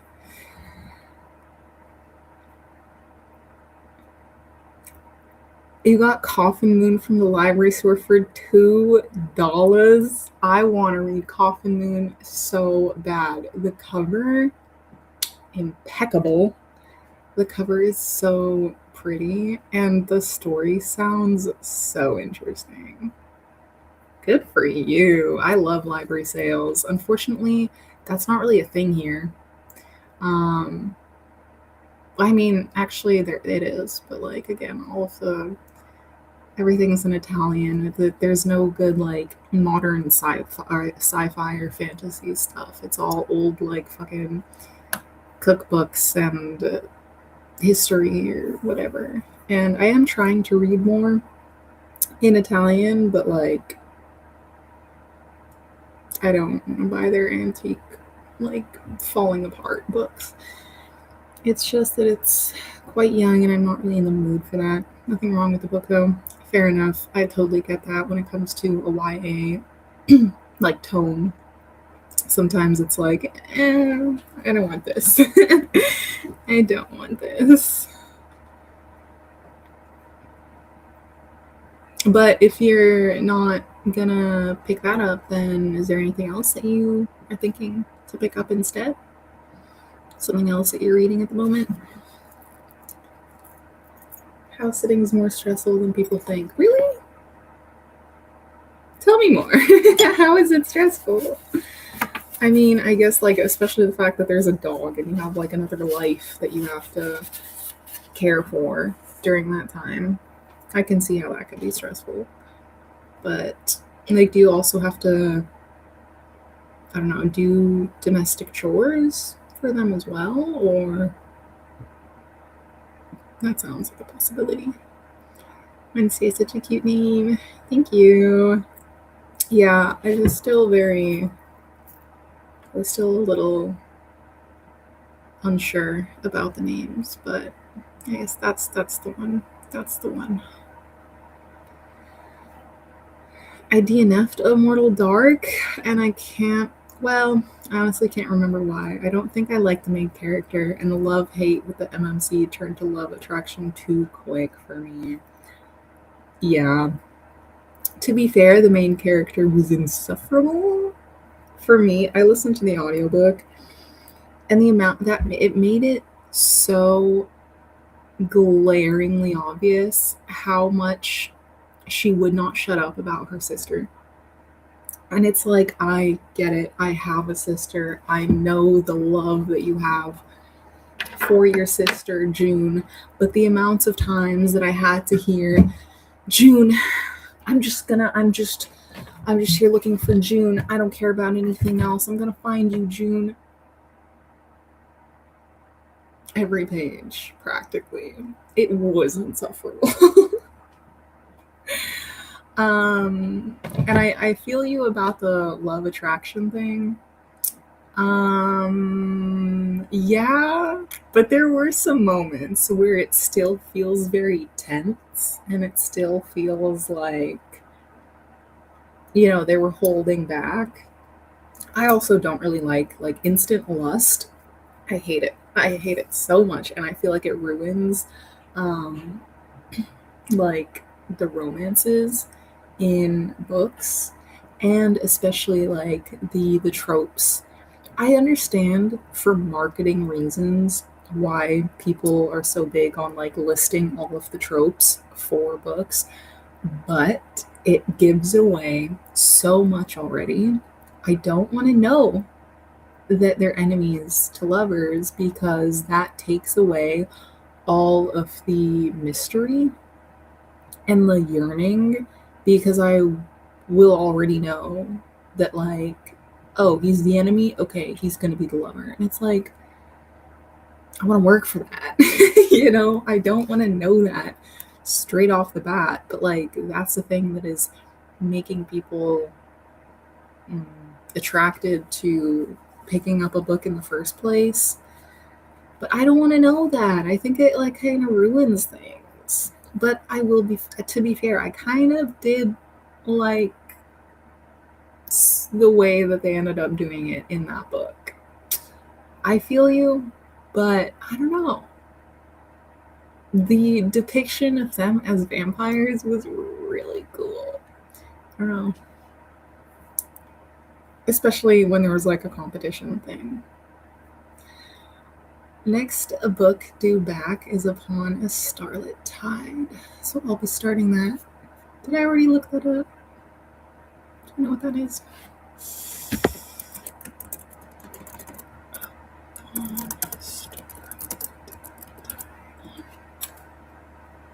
Oh wow. Bangers with these beautiful covers. Wow. I see you're in a very mermaid sea mood. Very oceanic mood. I feel you. I'm in a very piratey time of my life right now. I'll be starting that next. Haven't fully given up on Song of the Saltings, though. We shall see. Okay. Let's see. Good luck. Have fun, I hope.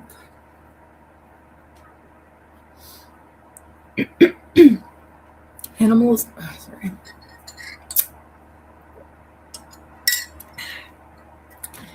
Animals love to try and harm themselves.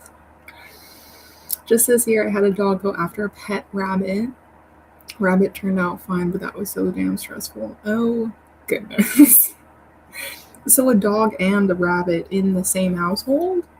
Or was it like someone else's pet rabbit? Yeah, I can imagine. Yeah, that could be very stressful.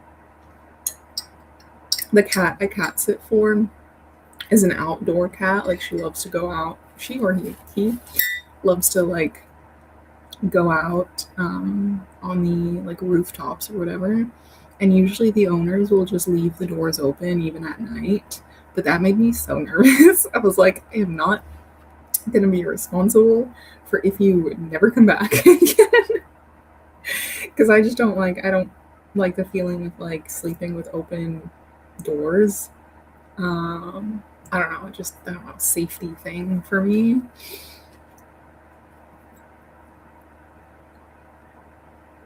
Totally Jesus, totally agree. I'd rather go into every book blind and saying it will be a one bed thing ruins the surprise slash tension. To be fair, I don't read romance or really anything contemporary, but I get you. Same, dude, Felicia, we have like the same taste. Same. I really don't read romances because it just gets disappointing. Like I just get disappointed. With everything that I've tried, it's like I need the yearning, I need tension, I need slow burn. You know what book I have for you? I'm gonna go get it under my treasure trove under my bed. Because.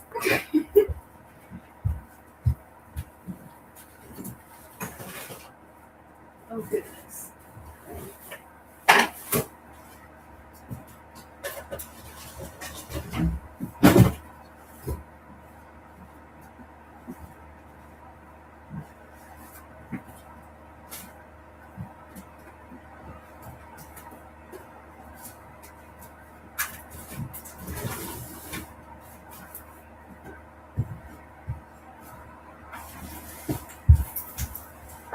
Okay. Guys. I have not raved about this book enough. I kind of have, I don't know how many of my videos you might have watched, but last year, I still haven't put out a best books of 2025, but I did put out a best books of 2024. Guys, The Tiger's Daughter. This book is so underrated. I've heard one singular booktuber that I don't watch very often, so I completely forgot. I have no idea who it was. But I've heard one person talk about this book. This is from 2017. It's a trilogy. It's set in Mongolia, well, a fantasy version inspired by Mongolia and Asia. And this is a very slow, beautiful story between these two girls that have known each other since they were babies. They were born together practically. And it's their story as they grow up. And they're like inseparable, but they have to be separated. And it's so part of it is told in second person as letters. And I feel like I've heard people complain about second person and like it being like epistolary, but you're literally reading it as if the letter is being told to you. So it's like really puts you in the perspective. I am speechless. I love this book so fucking much. I picked it up on a whim as I was like looking through what I have physically, and I'm like, I don't know. Like I haven't really given. I remember I picked this up from I think a Barnes and Noble years ago, and it just sounded really interesting. And it was that's why I miss going to bookstores that are like full of huge shelves and selections in English. Because this was one of those books where I was just browsing. I had never heard anything about it. It sounded interesting. It looked cool. I started reading the first few pages and I was sold. And I love that. I miss doing that. And I actually did that recently. when I traveled and I went to a bookstore with a wider selection of books. Anyways, off topic.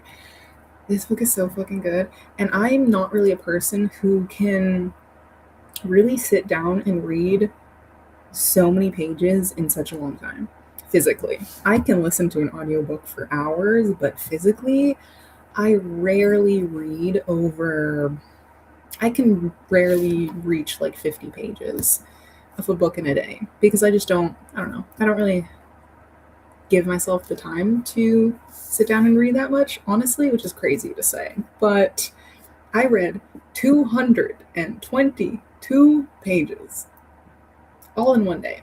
I did not put this down. I refuse to put this down. So please read this and come back to me and tell me about it. There's also a fantasy element because there are demons ravaging the borders. Please read it. Thank you for coming to my TED Talk.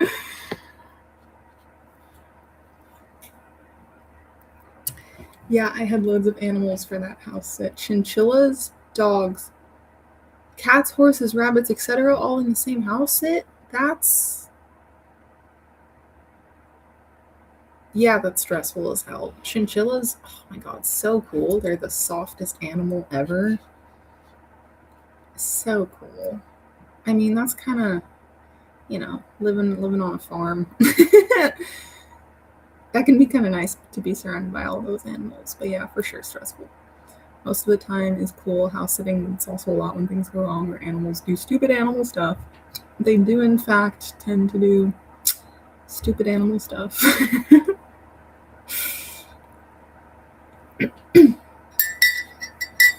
Sold. Fuck yeah. Fuck yeah. Asian inspired fantasies always goated for me. Dude, me too. I absolutely love Asian inspired fantasy. I'm really excited to get to She Who Became the Sun and the Dandelion Dynasty. That is Asian inspired, right? I know the author is Asian, but I'm not sure how much the world is inspired by Asian, if that counts as Asian fantasy. The Dandelion Dynasty, let me know, actually. Personally, I love second person. Me too. I don't really get people's gripes against it, honestly. Also, for that with second person, I'm really intrigued to read the 5th season. I hear that's a really good one with second person, and I really want to read that. Yay! That's all I want to hear as a booktuber, is that you will read my favorite books. I've never had Libby tell me unknown weight for a book, but I will definitely be reading that. Unknown? What is it? Usually that I feel like that can happen if there's too many people, and well, actually no. I've heard like several months. But unknown weight. What? Is it just not available? Grace of Kings is so good. I'm so excited for it.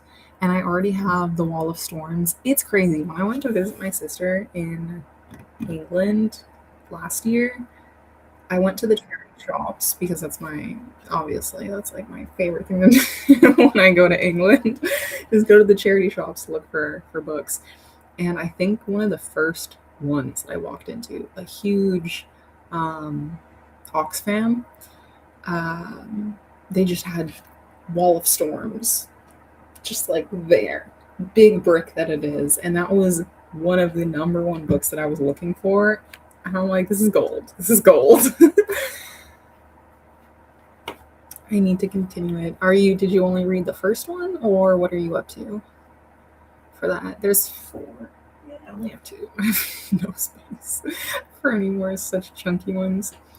I'm also in the middle of reading The Last Contract of Hisako, and I'm not even 50%. I highly recommend. That's good. I hear people have such mixed reviews about that one. I hear that people are really not liking that, but I think that's probably because they compare it to the Greenbone Saga, which I also haven't read. I don't really know if I'll read it. I know that it's like a huge, like so many people's favorites. But I don't know if I'll read the Greenbone Saga, but maybe Contract of Isako might be something I would pick up.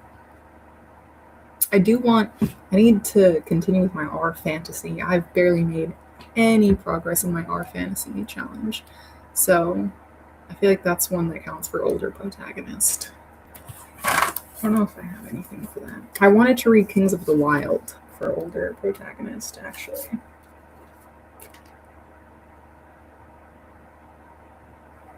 Is that?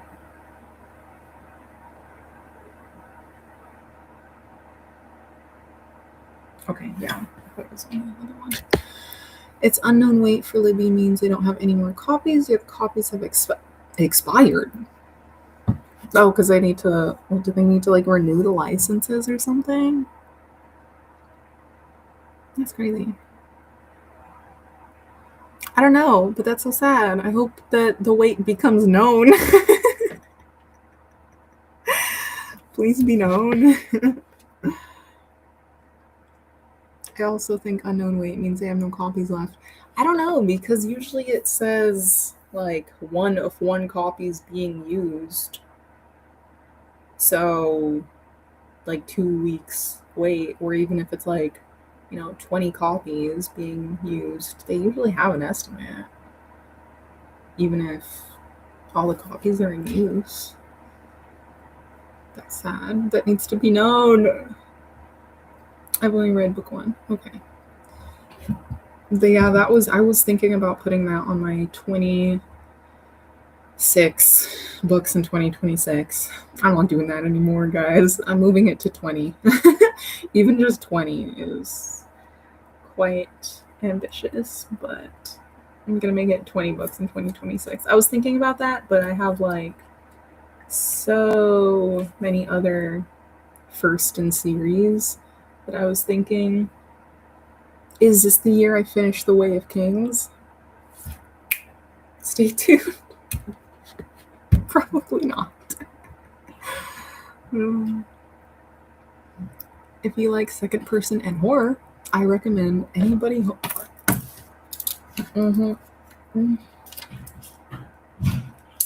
Okay. Anybody Home by Michael Seidlinger. Weird, creepy.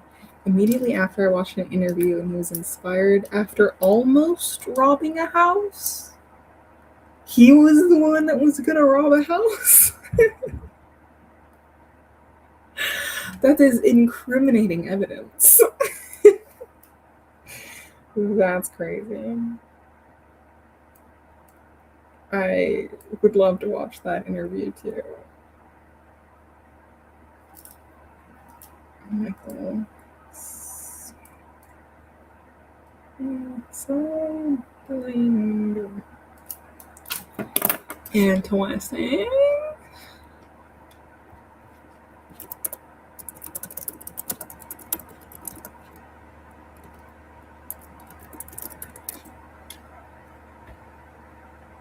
I've never seen this before.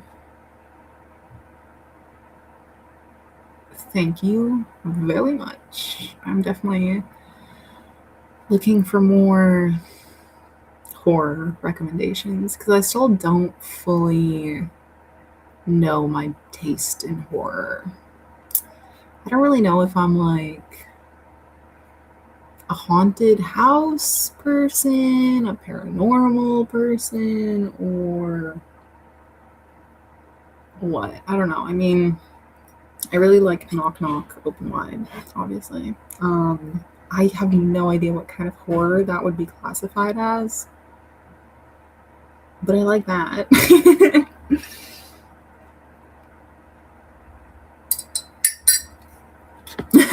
I'm not saying it's a good book, but it stuck with me. Interesting. I mean, fair enough. Fair enough. Yes, I will write that down. Yeah, I think it's even if it's not good, something that sticks with you. Still, I love books that have that sort of impact on me. Have you read The Last House on Needless Street? Because that book stuck with me. That book really stuck with me. It was pretty incredible. And I've been meaning to read other books by the same author, Catriona Ward. I'm not sure if the synopsis for the other ones really mm, captivate me as much as that one, but I do still want to read stuff from her. But Last House on Needless Street was insane. Insane. I love an unreliable narrator.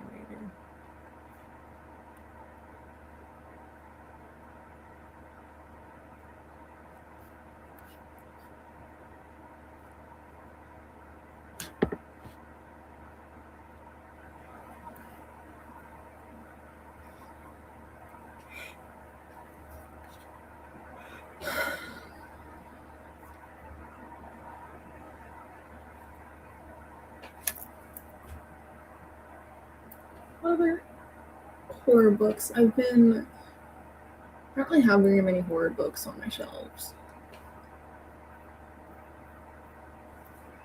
I pretty much just have like Catherine House, which is more of like a psychological thing, suspense, literary suspense, and like Dark Academia, which I'm very intrigued by. But I don't think this counts as horror. I don't usually buy horror books because I don't know if I like them. I buy usually mostly like all my fantasy and sci-fi books because they're mostly books that I have a very strong feeling that I will really love. And even if I don't, like, I still love like annotating books. And if I'm kind of unsure about it, then I'll annotate in pencil and then have my tabs. But if it's a book that like I know that I'll love, then I annotate everything with pen because I love using this pen. Forget my camera's here. This pen has the four colors because I have like different meanings for the different colors when I annotate, and it just makes everything so much easier than having to like pull out different colored highlighters or different colored pens. So, because also I would always forget to bring all of those different things, like this whole pouch of different pens and stuff for highlighting. So this I just changed it to just being this little tool.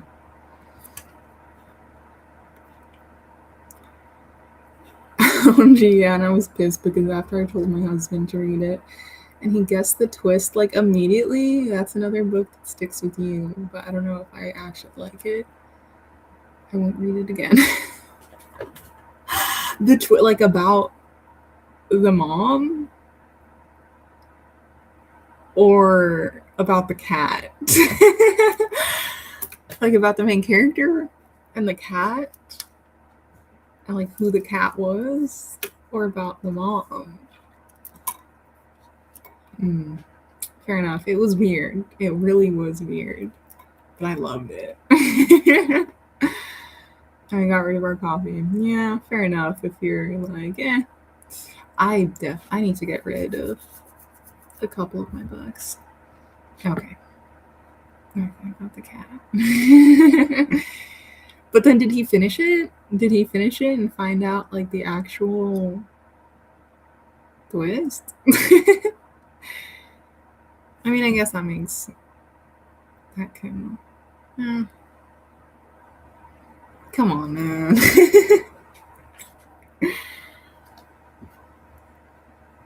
Mm, yeah, definitely something that sticks sticks with you. I definitely want to read more like that. It's just like I really don't know.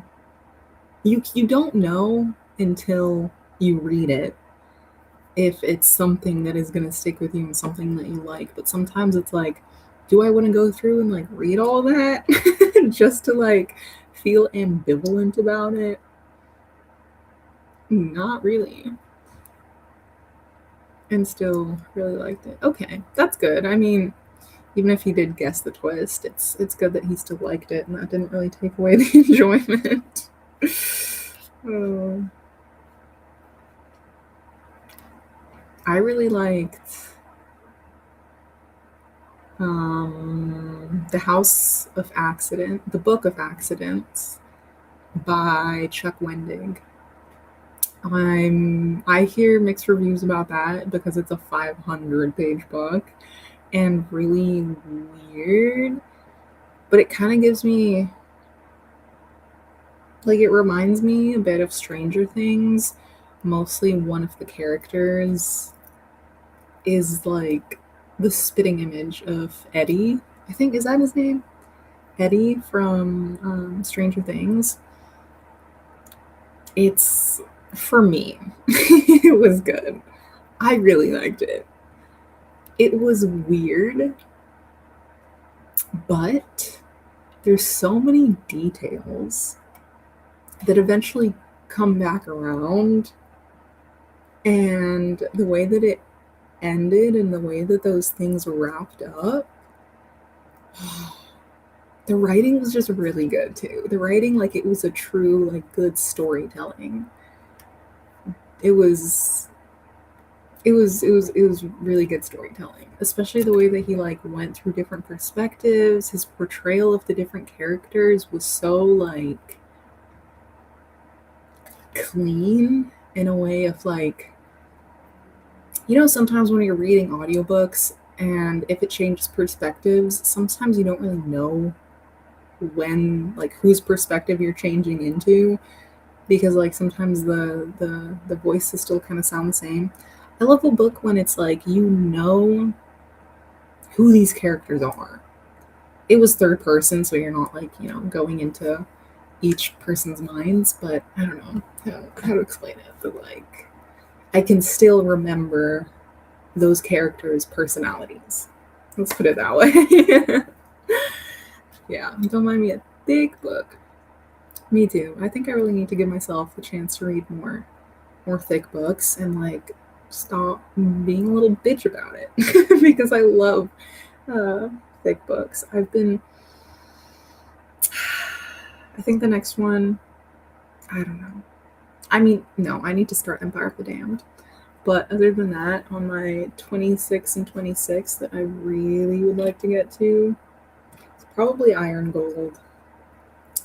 I really want to continue with the Red Rising series, and I even like a couple months ago read a whole summary of Morningstar, and so that I could like prepare myself for Iron Gold, and then didn't pick it up. So it's the year of not being afraid of sequels and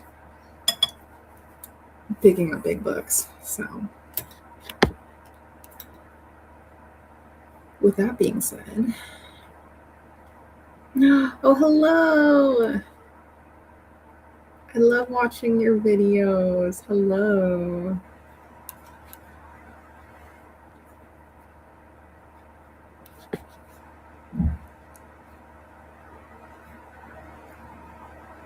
We're going to a hockey game in January and it's Red Rising night? What do you mean? Is it themed?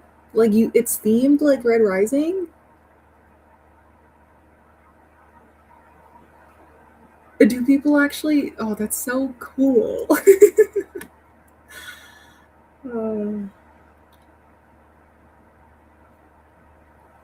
no, you're not. You're not late at all. It's okay. I think I'm gonna do another sprint in a little bit, and then yap a little bit more, and possibly do another sprint. It is 10:30 right now for me, but I am a very late sleeper and I don't really feel like doing anything else, honestly. So you aren't late. I was thinking to hop into another sprint in a couple minutes. Tell me what you're reading. What are you up to? I've been reading, well, I didn't read anything last sprint. I made my dinner.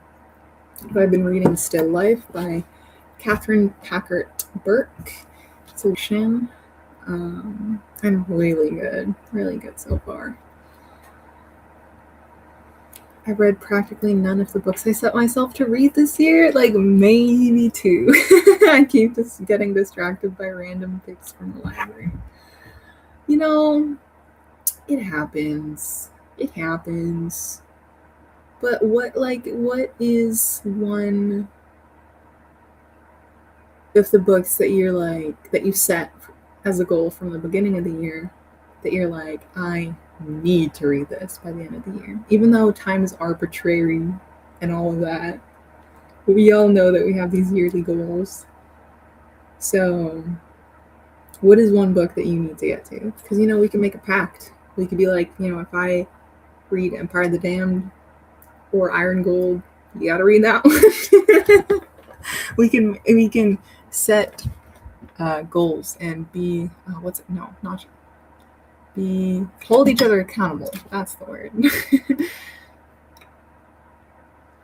I've been subbed to your channel and like your videos too. Oh, thank you. I appreciate that.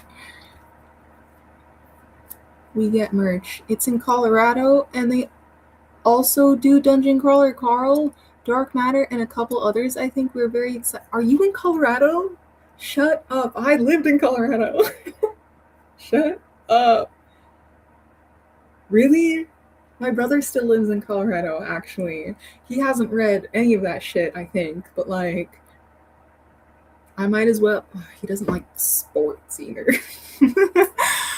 But is it around Denver or is it like out of the city? Because if it's in Denver, I will tell my brother to go there and get me some Red Rising merch. That's so exciting, actually. I always say that I'm from Colorado because that's the only place in America that I lived. Oh my god, that's so fun. Dungeon Crawler Carl, dude, I just read the first one and I've been thinking about reading the second one. I just think I needed a break because I've been seeing everyone binging those books. But like, I feel like I would get so sick of it because it's so repetitive that I couldn't really see myself binging Dungeon Crawler Carl. But I'm glad everyone else is having a fun time doing that. But for me, it just felt, even just within the first book, at some point, a bit repetitive. Where I'm like, okay, I get it. That's so exciting, though. I don't know what I want to read, but I'm working on a lit review for my program. Fun. What is your program? Sometimes I get like confused. I watch so much BookTube, so sometimes I get very, very confused and like don't remember like which is fair. We're all human. Hello. Hi, Chris. Welcome. You live in Colorado, dude? Hell yeah. I want to go back and visit so bad. I haven't been back since 2019. Oh my goodness. I was there for New Year's in 2019. I haven't been back since. I've only been back to New York and Virginia, some parts, like at some points in Boston as well, to see some family, but man, I miss Colorado so much. Into the Dream House and Private Rights are the top of my list. I'm intimidated because they're both by authors I've loved in the past. I've really been interested in Into the Dream House. Is that Carmen Maria Machado, or is that right? because that's like the memoir about her toxic relationship. Absolutely something I want to read because I was in a very toxic relationship at some point. So I think it'd be really interesting to see someone else's interpretation of their toxic relationship. That does sound very interesting. But I get it if you're intimidated because you've loved them in the past and you're not sure if you'll love their other stuff. But, everyone has different arcs of, I don't know, their life and their storytelling. And, it's not going to be guaranteed, but I think you'll still show your support, and it'll still, hopefully, still be something that you might enjoy. I miss hiking bad. Oh, I live in the mountains here now too, but I don't really go hiking very much. But I do want to. I just have a bad hip, and I'm 25, crazy, but I have a bad hip, and I used to have a bad knee, but then that pain traveled up to my hip, and now it's really hard for me to walk after like 2 hours. So unfortunately, I don't do it very, very often. No, I wish we just moved to Wyoming, but so close. Oh my goodness. When I was a kid, when I lived in Colorado, we went on a road trip and we traveled up to Wyoming, and it was gorgeous. That's where there's the natural bridge, right? I remember we went to like some foresty natural part where there was like a natural bridge. And then we continued up and we moved on to South Dakota. If I'm getting my geography correct, because I genuinely don't actually remember the geography of America. That's where yes. Yes, so we traveled to Wyoming and then South Dakota. Okay, I guess that's pretty close. Seems like it would still take quite a while, but if you're in like at least like around Cheyenne, then that makes sense. Nice. My program is linguistics. Fun. I miss my English class from high school. I loved English class, and last year I got to meet up again with my old English teacher because she was traveling around Europe, and it was such a delight. It was such a delight. I love her so much. I'm really happy I got to see her again. We spent like at least 5 hours together talking, and I got to recommend her books. And I was so happy because her husband, that was also there with her, was my history teacher. And with him, I learned about the Chinese Revolution and dictators and stuff, about like Mao and Stalin and all of that fun stuff. And when I read The Three Body Problem, the only thing I could think about was that I wanted to recommend that book to him because of the Chinese Revolution. So I finally got the chance to do that. Yeah, it's a home game. Tell him to hook you up. The game is like $90 minimum. So it's the Avalanches are playing. Fun. I don't think he would be that enticed to go. But like, can you go and just get merch? Like, is there an area like in the lobby or whatever? I don't know how it works. Is there an area where there's like a shop where you can just get the merch without playing? I mean, without watching the game? And why is it red, right? Like, okay, sorry. I need this information. So, the merch, are those different? Are like Dungeon Crawler or Red Rising But like, do they make like the Avalanche? Do they still put like the Avalanche's logo on it, or is it? Do they make it with the hockey team's logos on it and that theme? That's so interesting. I've never heard of that before. I forget it all the time. Yeah. Yeah. I'm thinking of moving to Virginia. I can't really tell you anything about it. I mean, I know there are a couple of people in the booktube boys, Book Street Boys Discord that live in Virginia. I only visit my parents sometimes there, and they live like way up north next to DC. So any of the interesting things we do or we see are mostly around that area, and sometimes we go into DC. Um, I don't really have friends there. I don't really know the area. I don't have a car. I don't know how to drive.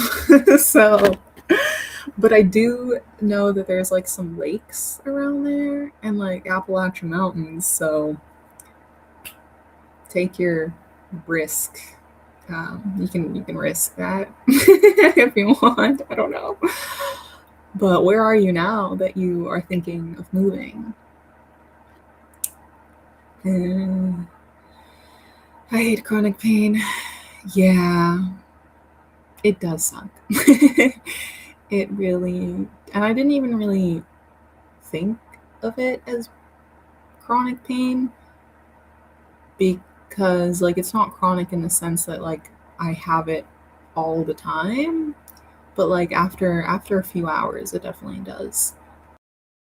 It definitely does show up, and it sucks. Like I remember once I went on a hike with some friends that we took the long way around. That was like 4 hours or something, instead of just going up to, like some stairs to basically get to a church that is like in the side of a mountain. So it was cool, and but I made it like halfway, and I was dying. But we had to keep on going because if I turned back, then it would have just taken much longer. So I kept going, and I was trying to push through it. And I got to the point of like basically walking up the stairs where I could see the church, but I was like crying. I was like, y'all go on without me. I'm just gonna sit here and cry. And I'll just take the stairs back down. It was so bad. I just left Belgium in April, so it's all new. Oh my goodness, why did you leave Belgium? Goodness. Wow. That's amazing that you found an event like that that's so like within your taste. That is something close by that you can reach. That's so fun. But yeah, why'd you leave Belgium? I would choose Europe over America any day. I love it here. But I'm glad at least you're in the wilderness or close by, I guess, where there's the mountains, the Rocky Mountains, and all of the parks in the central area. Where in VA? Where I'm at, or where my parents are at? Reston. I was born. I was born there. I was born in Reston, and they ended up moving back there recently. So, and that's like 5 minutes, not five. Everything's like an hour away in America. Like, tell me why.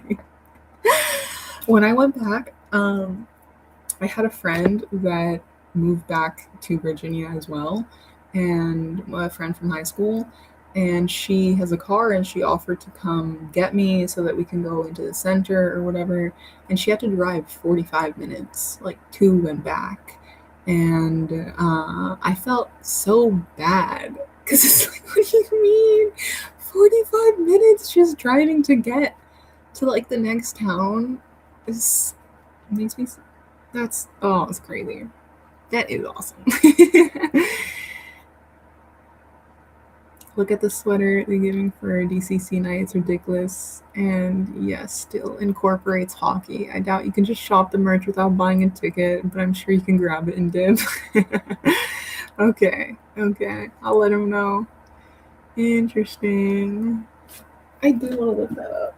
Especially, like, I wonder what the Dungeon Crawler Carl one is gonna look like. Actually, should I show you? Okay. DCC. Wait. Dungeon Crawler Carl. Oh my goodness. Hello?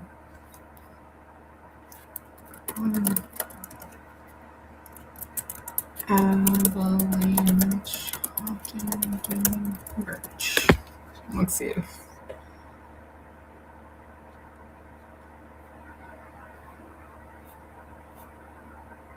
Oh my goodness, it's Donut.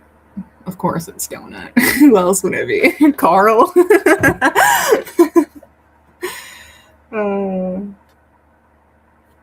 Wait, let me.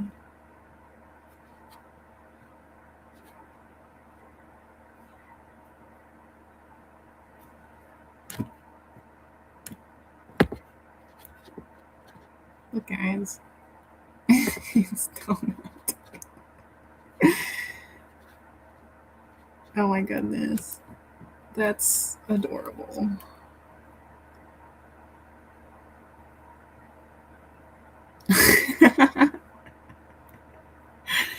I don't know what else there is. There's a link on eBay, but anyways. That's so cute. Live in PA, Pennsylvania. I keep wanting to say Pittsburgh. But maybe Richmond. Yeah, I know.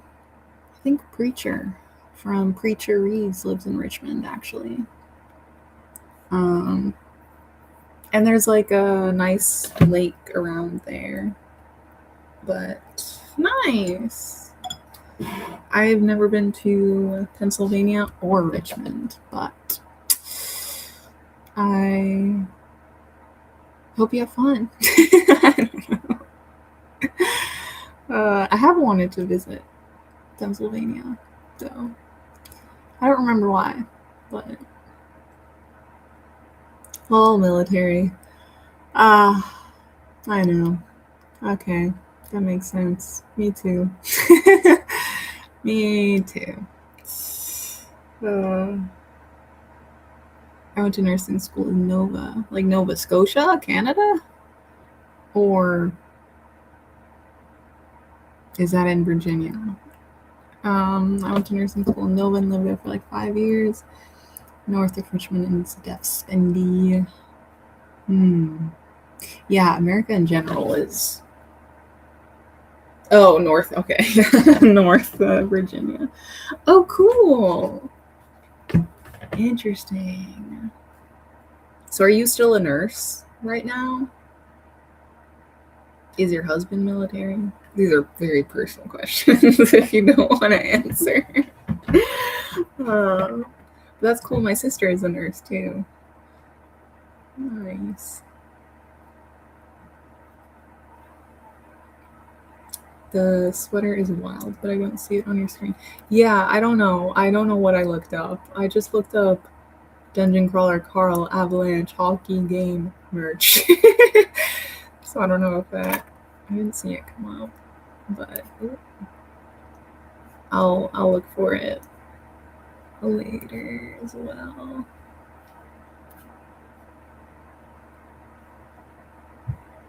Yes and yes. Nice. Yeah, my dad as well. So I've moved around all of my life. So I feel you. Are you enjoying it? Do you have kids? Because it can be very difficult sometimes for the kids. Me speaking as a former military kid.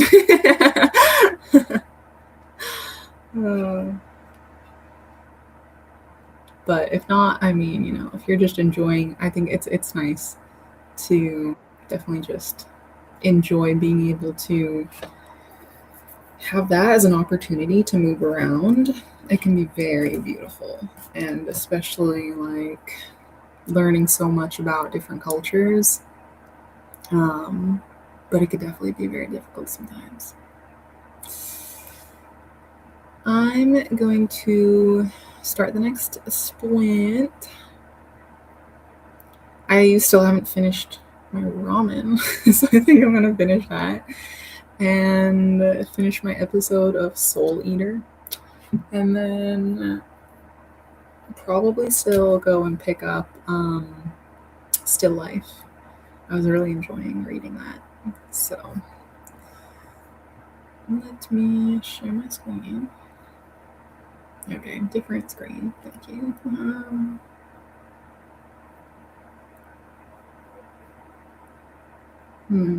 What place?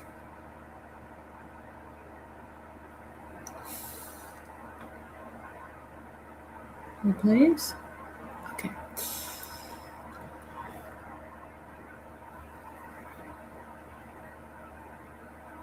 Oh.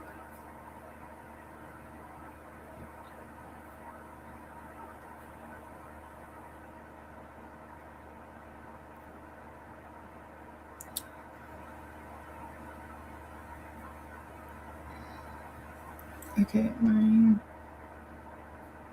computer is kind of acting a bit slow right now.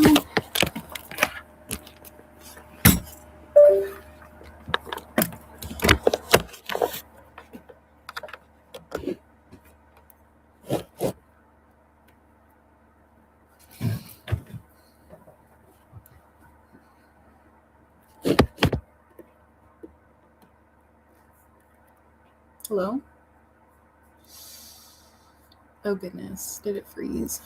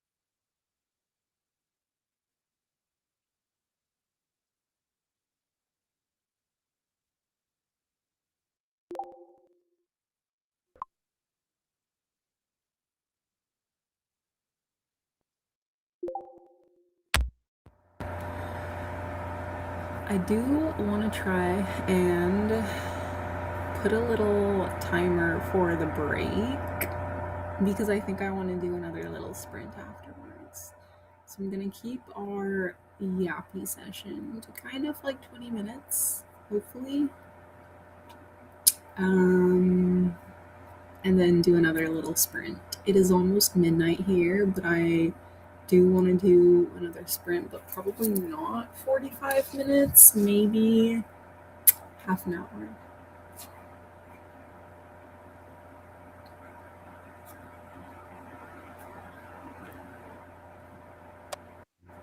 Okay, I'll keep that in the background while I yap.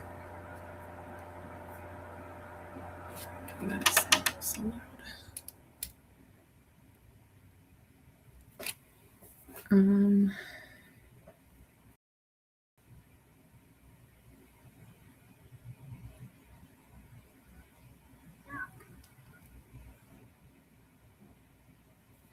Okay, both my parents were also in the military, so I'm used to it. Haha, yeah. Oh. But no, we still act like kids. For next, I'll be gaming this next sprint and eat some string cheese. Hell yeah, baby. What are you gaming? I'd like to know. Are you doing a cozy game or like a very intense, like action-packed game or what? A couple months ago downloaded on my Switch. I have a PS4 and I have a Nintendo Switch, but the PS is a lot to like set up. So it's pretty tedious to set up. So I was playing a lot on my Switch a couple months ago and I downloaded a game called Moonlighter. I think that's what it's called. Moonlighter, where it's like this little guy who just has to sell these artifacts that he finds in dungeons after fighting off monsters in the dungeons. And then you just have to go back and forth between selling and fighting. And until you, I guess, get to deeper rounds or like deeper levels in the dungeon.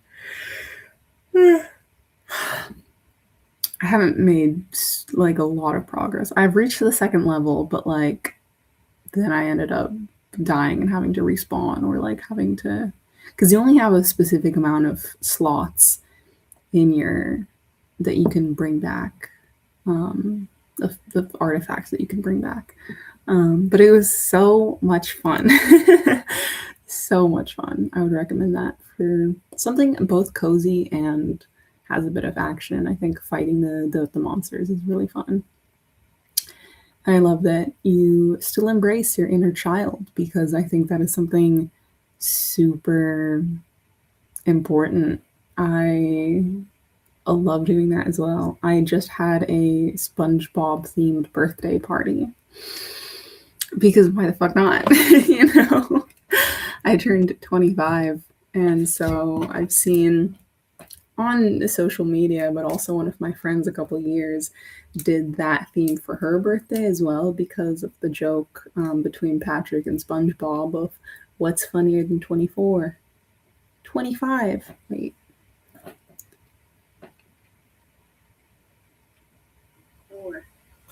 25. Why does it say that this page isn't responding? Okay, sorry. Sometimes my laptop is going a little bit slow. But yeah, I had a SpongeBob themed birthday party and my friends gave me some good reviews about because I made some costumes for people. I still have like my bag of shit here. This is like Barnacle Boys hat that I made for my boyfriend for Halloween, actually. Last Halloween, me and my boyfriend were Barnacle Boy and Mermaid Man. So he still had this. And then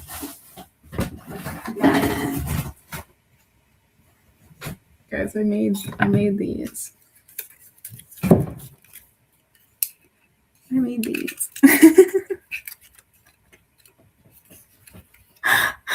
So I made a bunch of these little costumes for my friends to wear, and they enjoyed it. They actually wore the costumes, and we just did arts and crafts, and we watched SpongeBob for like 5 hours, and I made that. Look at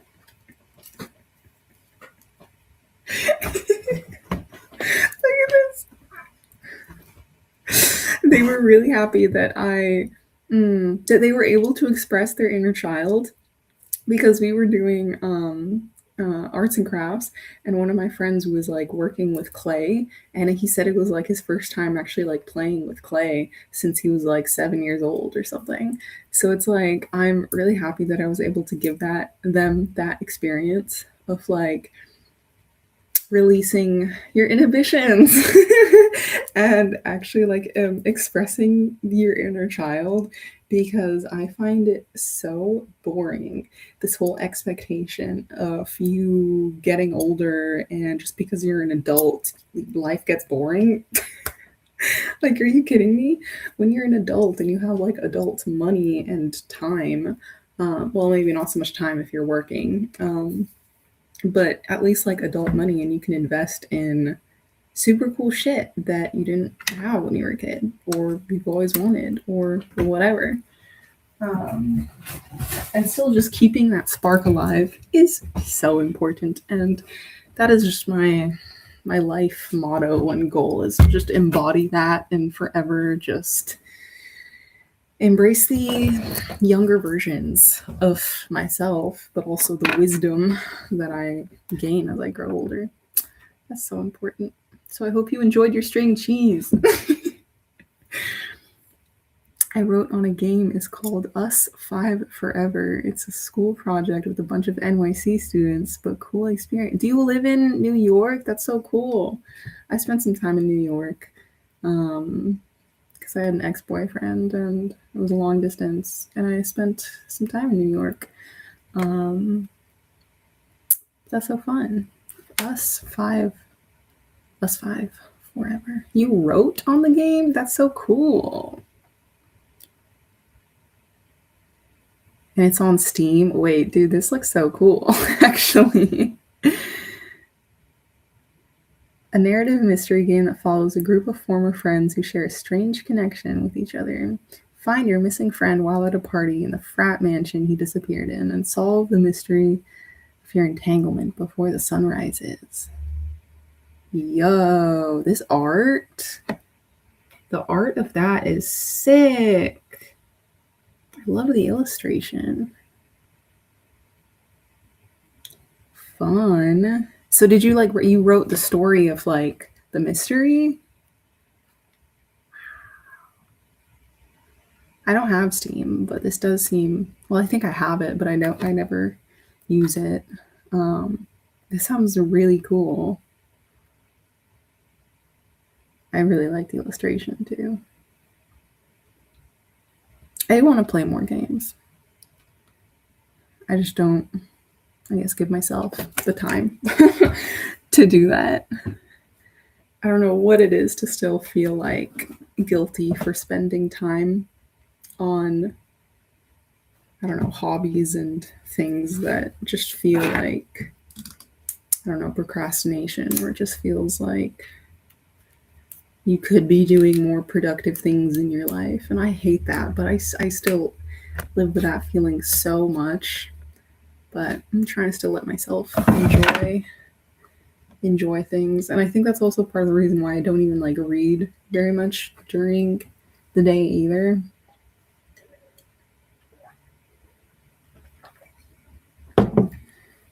But y'all, if I could make this like my full-time job, that'd be I would not complain about that. I mean, there would be things to complain about, I think, like editing videos. Oh my god, it takes a lot of work. But it would be kind of fun to just be reading books like for a living. I live in Jersey, but I have friends in New York. Yeah, that makes sense. And Jersey's like right there. Nice. I miss my friends in New York, man. I miss New York too.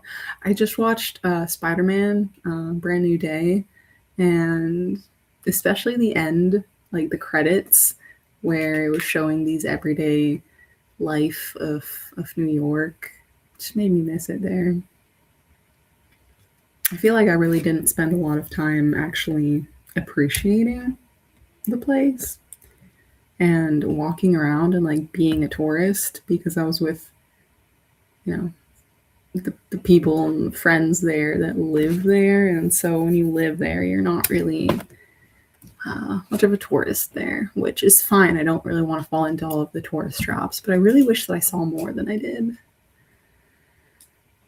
I'm narrative lead on a sim game right now. Title pending. Cool.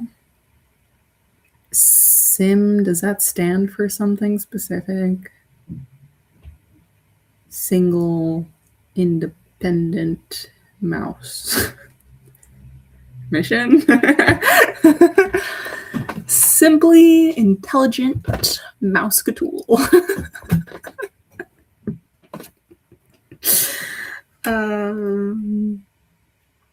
I wrote the Muslim character, a sapphic romance, and a story involving them as friends adapting the game.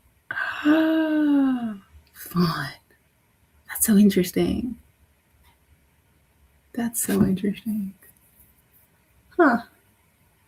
Have you written other stuff like, oh, adapting their own book?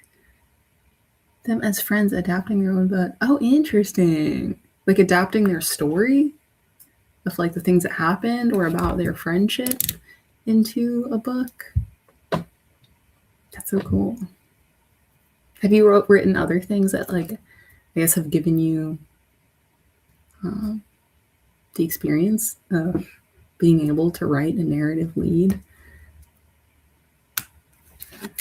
I talked a little bit about this before, but I think it would be so interesting to write. I wrote I wrote quite a bit of poetry when I was in high school, but I think like coming up with a story and being able to write hundreds of pages just seems insane. It just seems insane. Oh.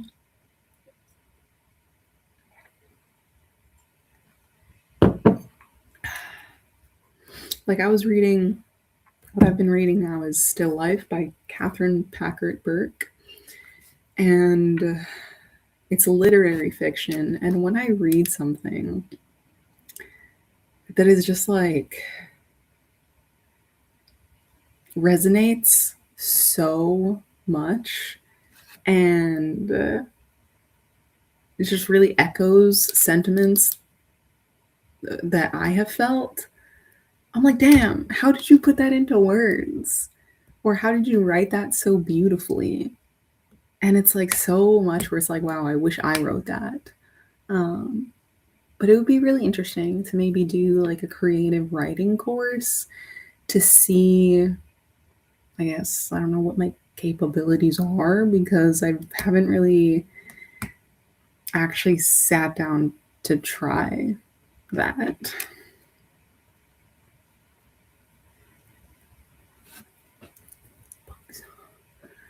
Monster Wilds, just starting to play with a friend online. Monster Wilds? That sounds cute. What is it? Go look that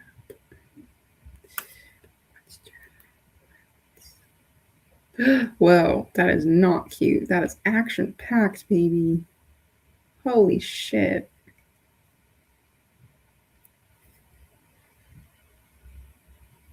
Now that is a monster. Holy. That is so cool.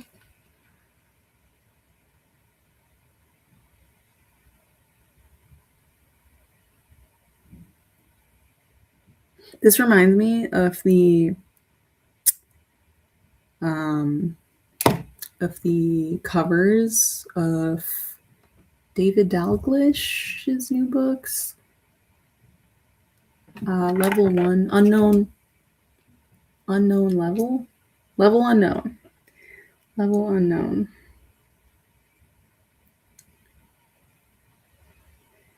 This is the second book. Second book cover. I was just looking at this artist's work and the like monsters and illustrations that he does. This totally reminds me of that.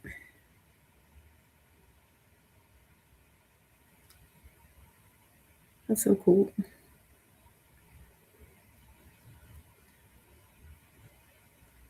This is the first one. This is the first cover.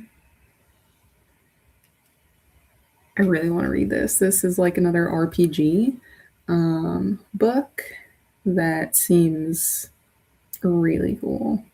And I think it deals with him in sleep. I think. Like, what is. That he like enters this world when he talks about. He enters this world when he like goes to sleep. Oh, he can only enter this world in his dreams. And there's like an ancient artifact. So I really want to read that book as well.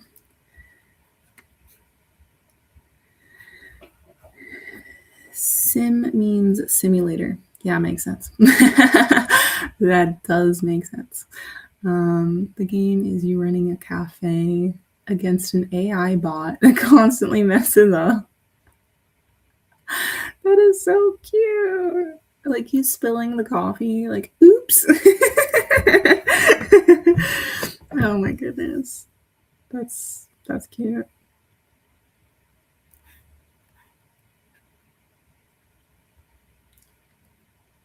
Moonlighter sounds fun though. Yeah, it was very addictive because you just have to go back and forth between the artifacts and the dungeons, and it's like you have to kill more monsters, you have to sell more artifacts so that you can level up your armor and your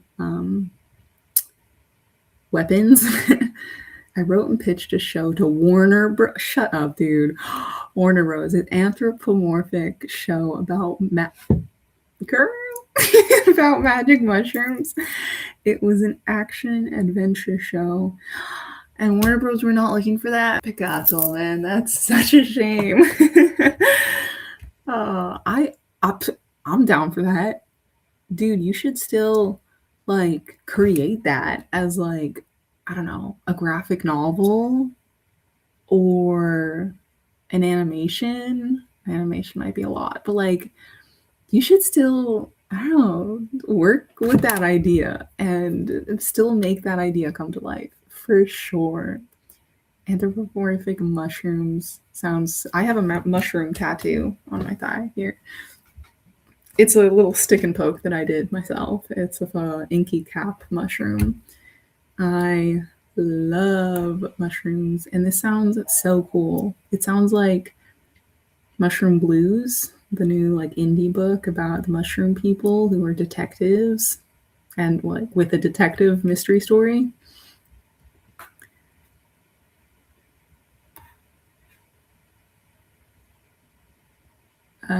Hello, Justin. Can we talk about books on panel? Which books? What books do you want to talk about? What panel? Is this the panel?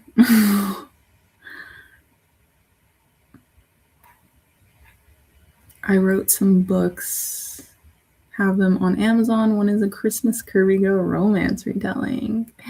Interesting. I'm not much of a romance reader, but I'd love to support indie authors. Are you in one of the Discords? I'm in like 4 or 5, so and I know some people are in a bunch of in different ones as well. So I feel like I recognize your username, but I don't recall. But that's fun. Can you drop restream link? You are on. What do you mean? You're watching the stream. Restream, like the website? I don't know. Just look up Restream. If you're watching this on YouTube, then it's on YouTube.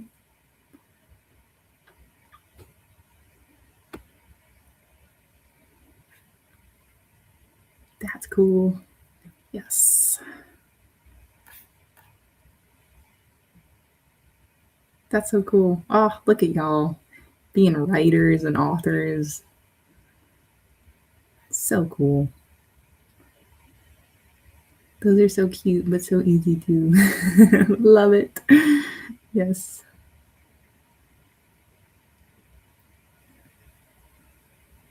Nice to meet you. Nice to meet you too. Hello. Huh? Oh, that was my timer. Maybe HBO would like an idea like that. Oh, yeah, for sure.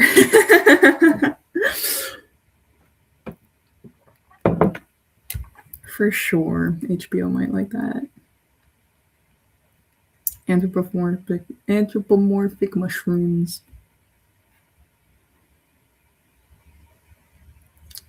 The show is called Secrets of Grandelva. It's actually a kids show. So it was actually produced? Did you do you guys independently produce it and then you tried to pitch it and they didn't want it? It was just crazy.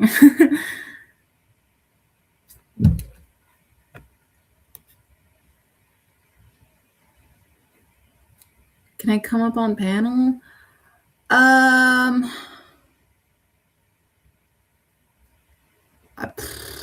No.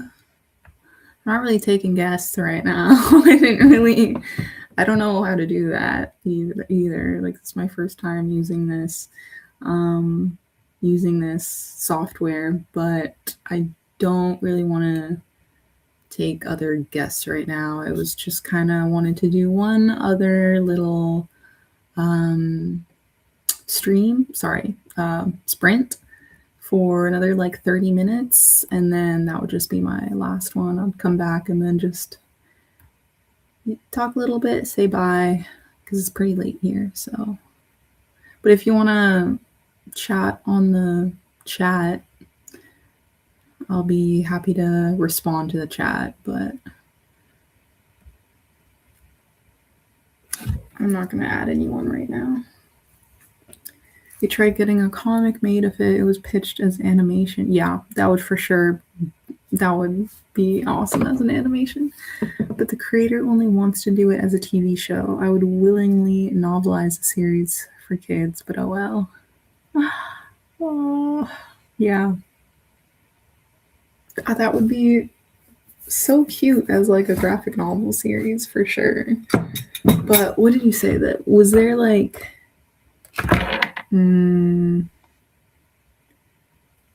action adventure show?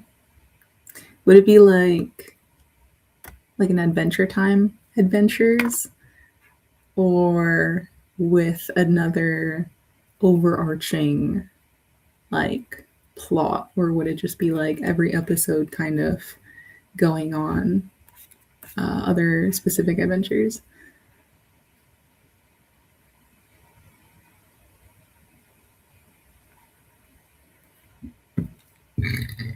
Excuse me.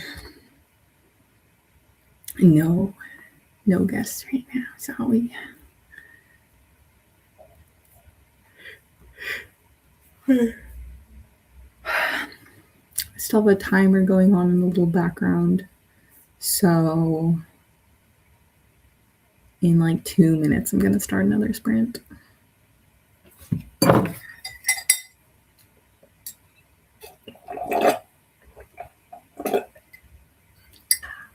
My drink of the summer has been lemonade with cherry syrup in it, so it becomes a cherry lemonade, but it's like lemon soda.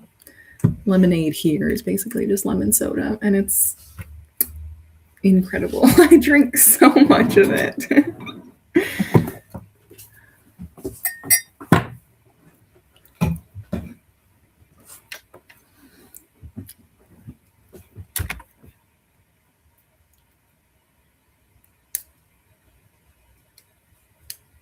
Never produced. We made a pitch deck and independently wrote and show ran as a season of TV. What? That's probably it for me. Great first sprints. Can't wait for more. Thank you so much for joining. Felicia, it's been so fun talking to you. Are you on one of the Discords? Because I need some updates if you read The Tiger's Daughter and about the hockey game. Like, genuinely, let's be friends. If you are on Discord, then nah, but I can't. Okay. Fair enough.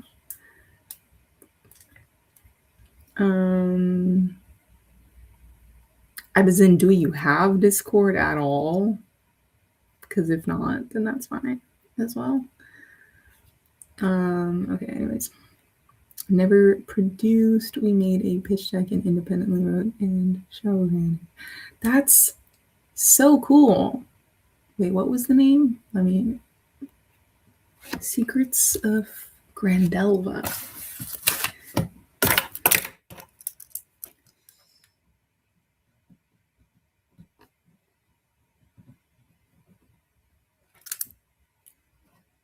So fun.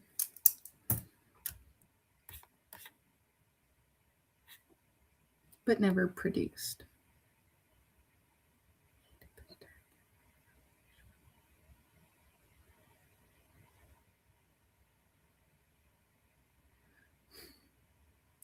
How?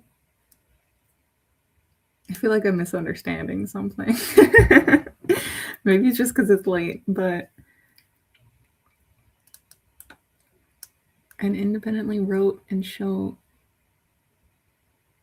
How did it show as a season of TV if it wasn't produced? Wasn't it like produced as a season? Or am I misunderstanding something?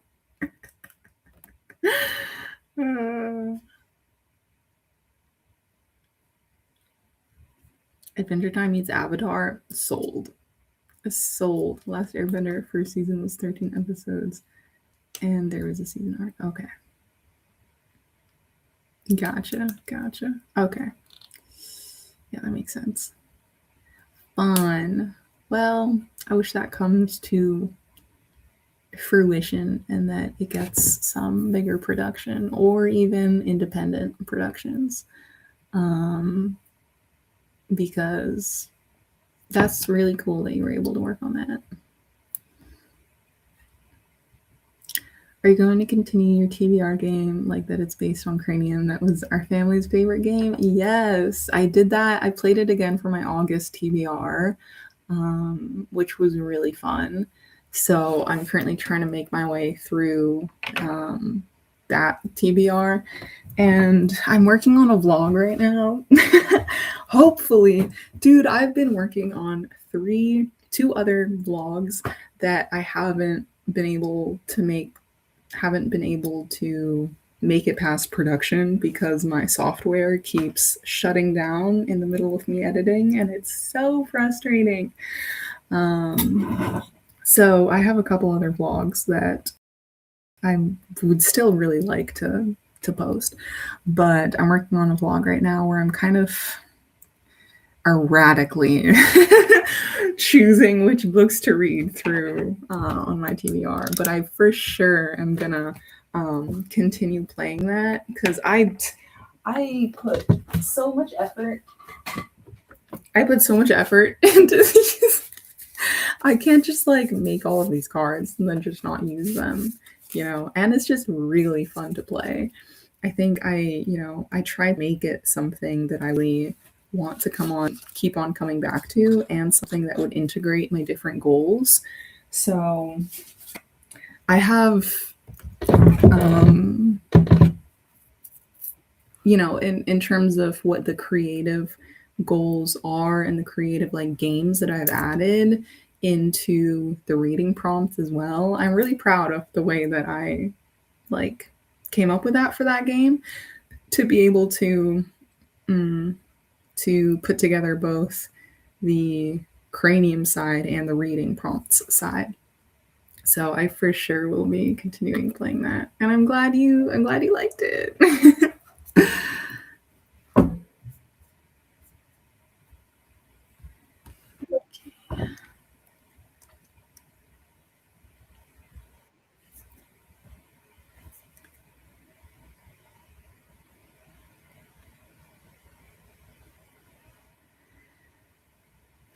I'm going to do yeah, maybe a 30-minute sprint and then say goodnight to y'all. But this has been so fun and I for sure want to do this again.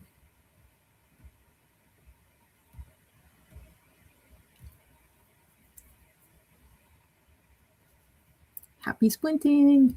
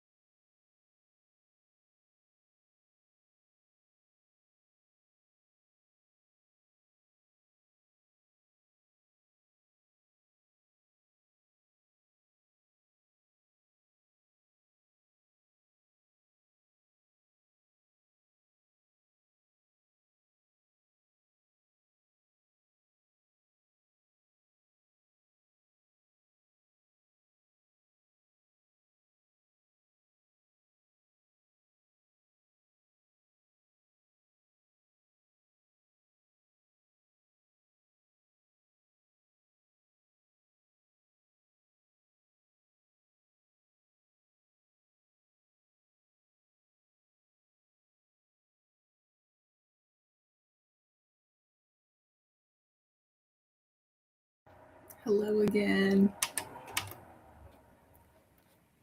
The sprint has ended. That was the final sprint for now. Gonna do a little chat and then say so long and good night. This was so much fun.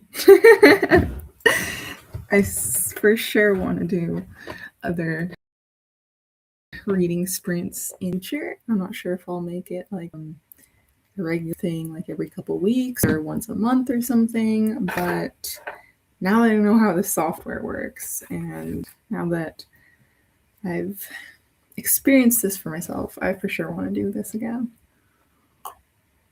Okay, so further explanation on the mushroom show.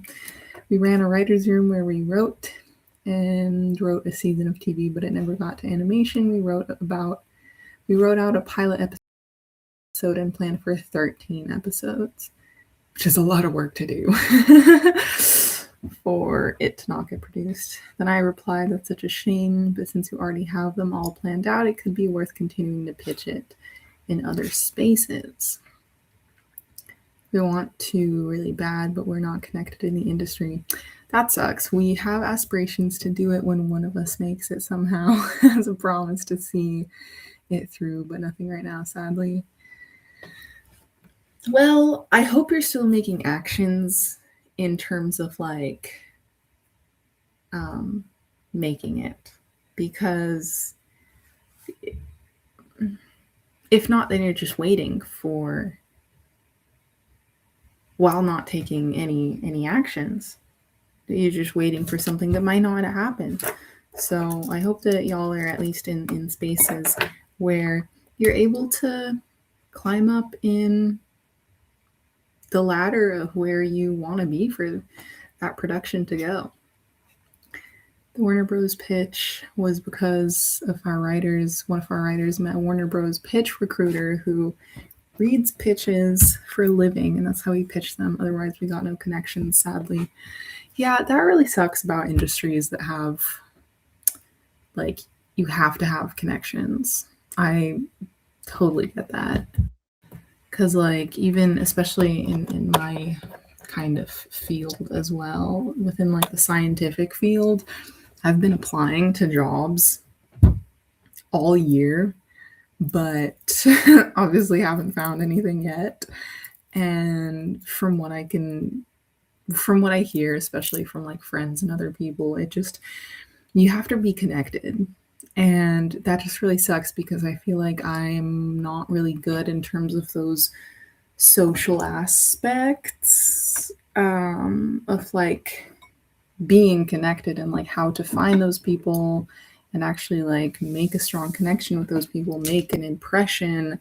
I don't know where to look, or I get nervous, or it's just like I'm not really good at the social aspect, guys. Like it's not very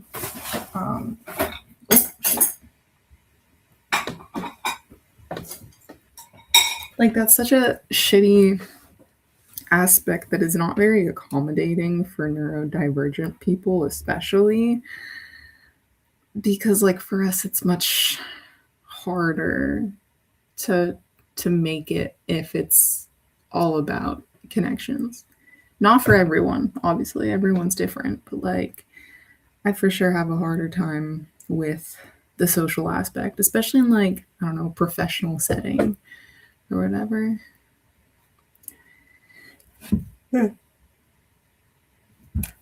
Wait, is this okay? Loading.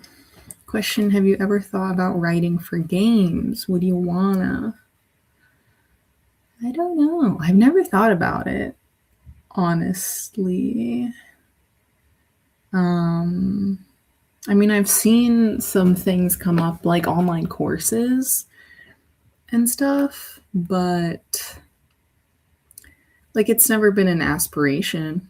But I don't know if it's something that that I've thought about seriously, because I just don't know how I am as a writer in general. Like for me, that just seems like something super intimidating, and I wouldn't even know where to start. And I don't know. I feel like I would just be kind of nervous that I couldn't really come up with something original. I don't know. Like, it depends on the game, especially because if it's something chill and cozy, that's a completely different caliber from writing for a game that's like the mystery game, where you're trying to leave hints and clues but not give it all away.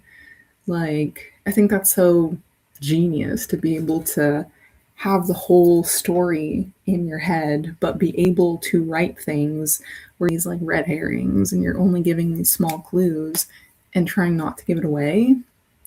So, I mean, it would definitely depend on the type of game, but I don't know. I have no idea. Um, yes and no. I wouldn't. It just the whole gaming industry seems fun, seems interesting. Not something I've thought about, but again, I would consider writing, maybe taking a creative writing course. We'll see. There's also upfront no money in this. So you're just writing for the sake of having a project done and doing it on your free time. Yeah, that's the world of an artist, really. Yeah, I get that. I mean, I'm trying to do that with my art in general. Really trying to at least focus on creating more art physically, because it's been something that I've been telling myself that I'm going to work on and that I want to work on for years now. But I feel like in high school, I had to really focus on it because I was in an art class where we had to have an exhibition. So I feel like that was the last time when I felt so that I was able to dedicate so much time to art. But now, even though I have free time, I still have this like these inner thoughts that are stopping me from doing that. This guilt, procrastination, executive dysfunction is a big one, and that part fucking sucks. But I'm still trying to do a little bit every day. I just drew this little beetle yesterday, and I used like gel pens to make it sparkly as well. And that was from this little real life guy. So I'm trying to do more of that. And I'd like to, it'd be nice if I could make a teeny little bit of money from that. But slowly going. But to help build that up and help build accountability for myself, I'm trying to post more about it. So if you guys are maybe interested in seeing some updates, I do have an art Instagram, which is this. Oh, where did it go? This is my handle on Instagram. If anyone is interested in following along for art stuff. And in the top corner here, there's a QR code for Ko-Fi, which is a cute little website where it's like kind of like a Patreon, where it's like you could buy me a little coffee to help support me as a channel, as an artist, as a person. And I will be uploading some more art on there as well. So it could be like downloadable prints. And I'm hoping eventually to also use that platform to sell physical prints as well. So I'm slowly building up my goals for that, and hopefully that can come to fruition throughout the year. So yeah, that's that little QR code for that. I have posted one little graphic on there for now, but I am for sure going to be continuing doing that because I'm sick of not actually following through on my goals. Check out Sunday Studios and join our Discord. We'd love to bring you on as a writer. It's not about being good, it's about doing it. Just try it out and see if you can make it work. That's so cute. I'll check that out. Where's my sticky note? Okay. I've been keeping notes of things I need to check out. Sunday. I love that name. Studios. Discord. Head.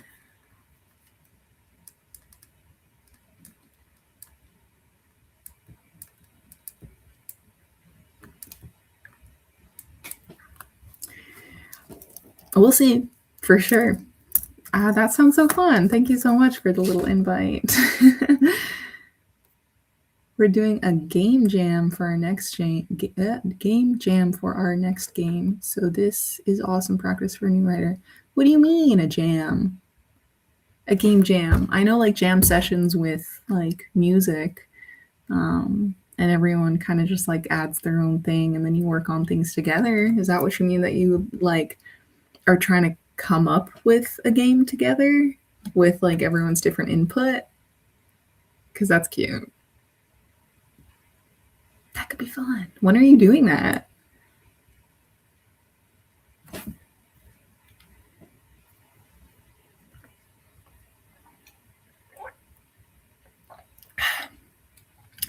Thank you. I love Beatles.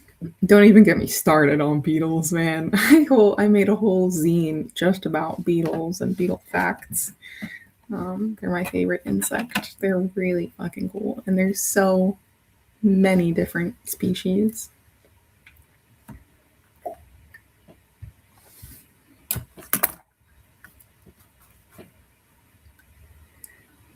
Game jams are where you create a small game together as a group.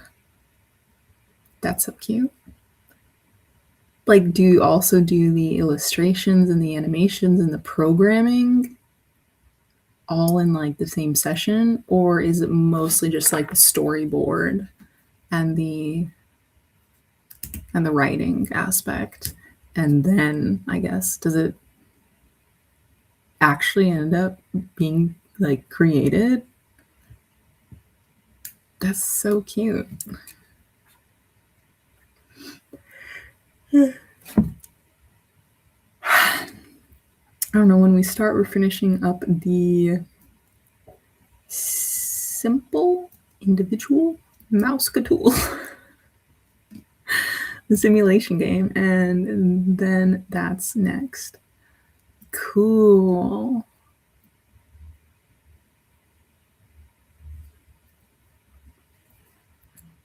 So you got an artist and a writer and a programmer and all that to create together, but I'm not sure. It depends on what's decided by the group.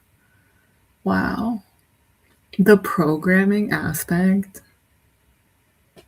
especially for games, and to see the visuals of everything come together. I will never understand computers, man. I did a programming class for university. I used MATLAB, and nobody ever fucking uses MATLAB. Fuck MATLAB. I'm also learning a bit of Python, but like, for me, that shit sucks. That shit sucks. So for a programmer to just like on the fucking spot create a game, y'all are talented geniuses. That is crazy. Wow. That does sound fun. I mean, it would for sure be fun to see what I may be able to contribute. So thank you for the invite. I'll for sure check out the Discord. How do I search that up? I really don't. I mostly just have joined Discords from people's links on their YouTubes. So I don't know how to search. Like, can you just search for a Discord channel and join it? Or do I search in Discord? I think that's an option. Oh, I'm so illiterate. I just logged in. Don't make me log in again. Thank you.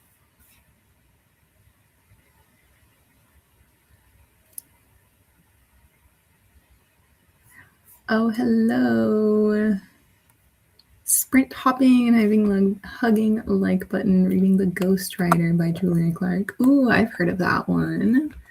Nice. Are you liking it? I'm just about to wrap up this sprint in a few minutes. If you want to chat, I'm interested to see how you're liking your book. I am loving my book. I'm reading Still Life by Catherine Packard Burke, and I've been loving it so far. How do I search for this? Sunday. Sunday.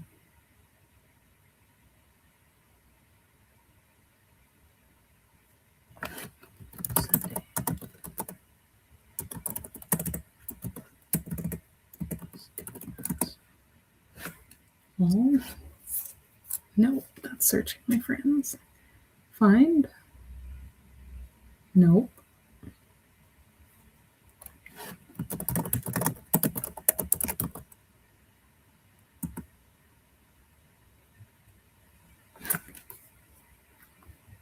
I'll figure it out. I'll figure it out.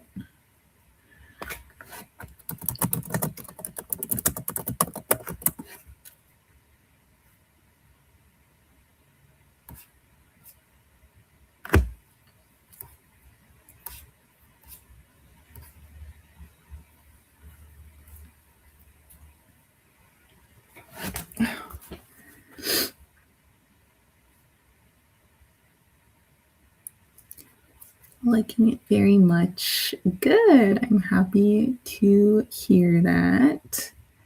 Is that like your normal genre for books that you like to read? That's like a thriller, right? I believe.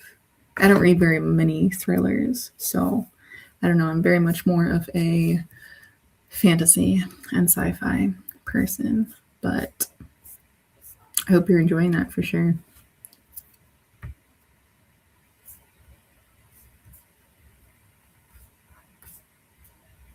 Add a server. Okay. Join a server? Do I need... Girl, I don't know how to work Discord. Can I search for servers? Nope. Sunday. I think I need like an invite. Oh wait, no, don't have an invite.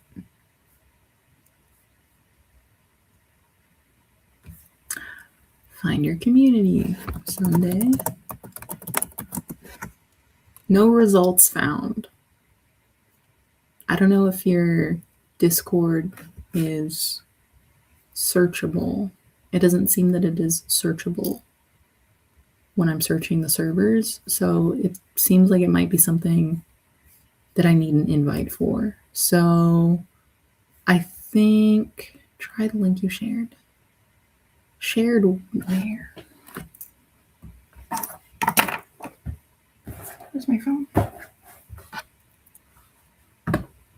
Where is my phone?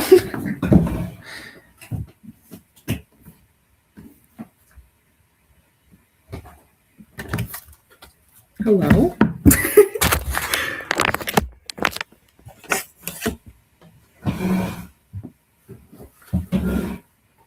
Where is my phone? Okay.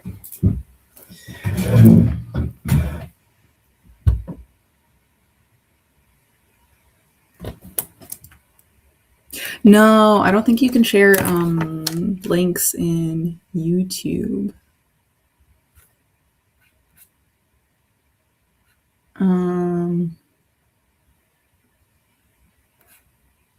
Not in you can't share links on YouTube.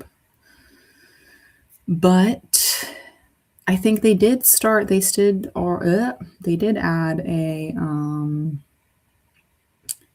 either the messaging on YouTube or I'm on Discord. So I'm Marza Bean. Okay, gotcha. How'd you on Discord then?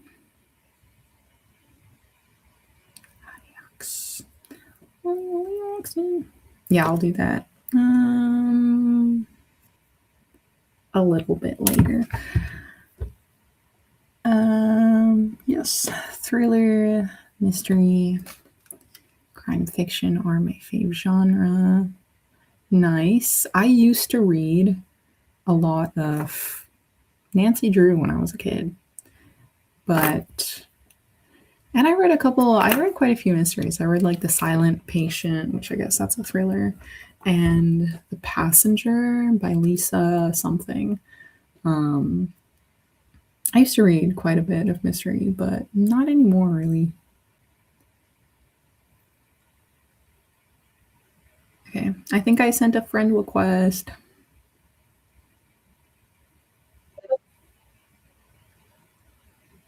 Nice. Okay, that's too loud. Arbaz. Arbaz. Is that your name? That's a cool name.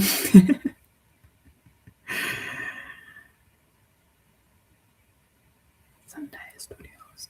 Thank you for the invite. And thanks for coming onto my sprint. It's been so much fun chatting. I hope that everyone was able to get some productivity going and was able to do some reading. I didn't make too much progress in my book, I think. I read like 20 pages. That's it in like this whole time. I'm a slow fucking reader, guys. And I was eating and I was watching a little bit of Soul Eater, to be fair. But I did still have such a fun time. Thank you so much for being here. It's 1 a.m. So I still have so much energy. I have so much energy right now. But it's late. The walls are thin. I don't want to piss off my neighbors. So I'm going to sign off. I hope to see you again in the next one. And hope you have an amazing day, that you're reading some 5-star reads. I love you guys. Bye.